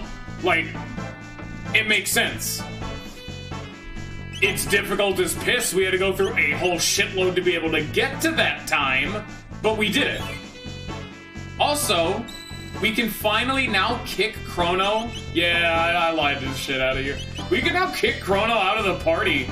But remember, we can only use triple text with Crono in the party. And as the main theme is blaring... Yeah, and I totally agree with you. Not enough games are willing to permanently kill off characters, but at the very least, this is the one game that makes the most sense to do it, you know? I can at least see that argument, but it's more of a universal thing. The games are a little bit too willing to just, oh yeah, you know, they never die. At least they did it with shit like Aerith. And to be fair, this is the main fucking character, and it was a side quest you had to opt into. So, like, we don't ever have to use Crono despite the fact that he's absolutely broken, tear-busted, and is fucking fantastic. But, just like everyone else, he actually has way more text than everyone else, so that is starting to become a noticeable thing.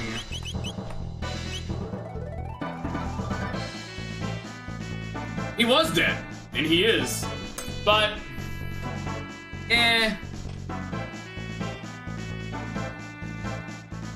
we did have to go through a lot of shit to get him there, and we had to fight off Lavos spawn, so, yeah. Because remember, this is one of the first games to have really done that, so it's more so the subversion of expectations that the main character even died at all. And like I said, you're coming in, like I told you that he was dead, and the next thing you see is us bringing him back. That probably seems like a massive juxtaposition for the moment, but... yeah, I mean, that's a... I mean, and I can see your point. It is kind of annoying that you can bring him back. Like, I wish it was actually more difficult. Have it be more involved. We talked to a bunch of characters and did a side dungeon, but we did learn a lot of lore, though, and we recruited Magus, so it was still a good time, but...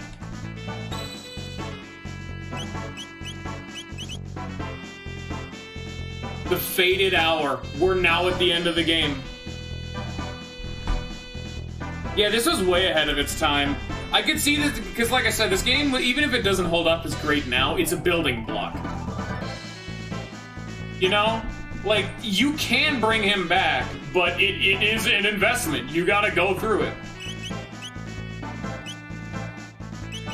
Because immediately this needs to be the team that happens. So we're actually gonna pick a team. Okay, well this is actually gonna be the end of the stream, but let me just tell you right now, and this is why I recommend watching the VODs for us, because the game's about to go apeshit, so watch this. Ah, so all went well. No, don't thank me. Merely placed a piece upon the board. It was not my hand that moved it. If you would thank someone, thank the ones who cared enough to see their friend return to them. By the way, the Wings of Time have come looking for you. They seem to have a heart and mind all of their own. You wish to fight Lavos, correct? Many paths lie before you.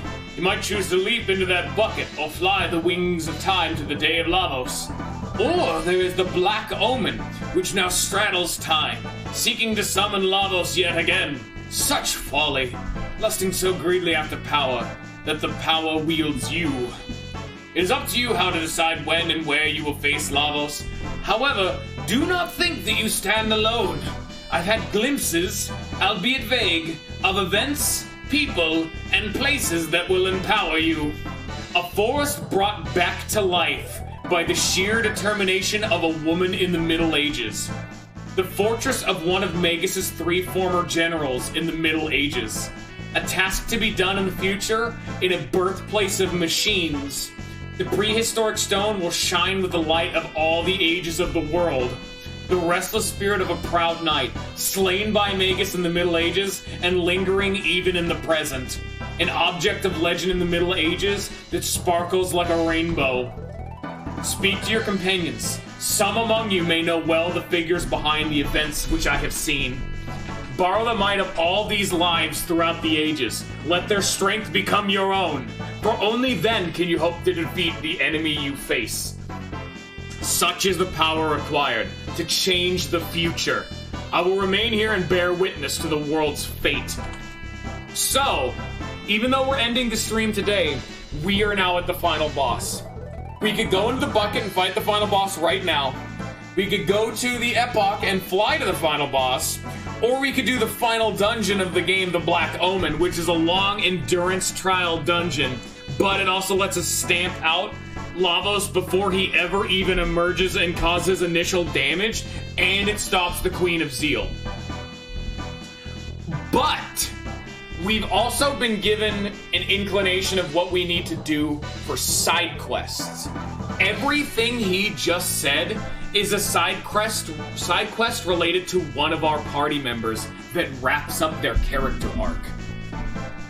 So each of their side quests is directly related to one of the party members and the story they have to tell. For example, the Knight in the Middle Ages, slain by Magus. That's clearly something related to Frog.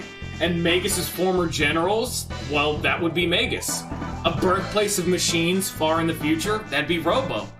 So, next week, you guys will be able to decide whose story do we want to finish and whose character arc do we want to wrap up.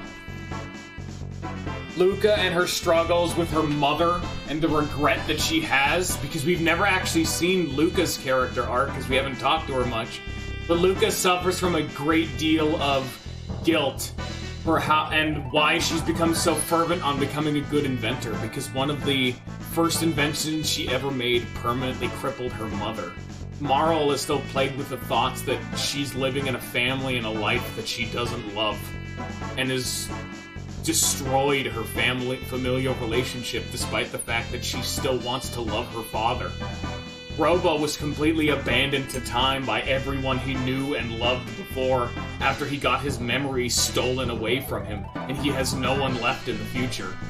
Frog and his best friend Glenn, apparently a spirit that still lingers on. Despite all that Frog has done, he has not properly avenged Glenn's restless spirit. There's still a lot to do and a lot to learn about these characters, and we'll have to tackle them next time, next week, and next Chrono Trigger. But we have a lot to go and a lot to learn about these characters.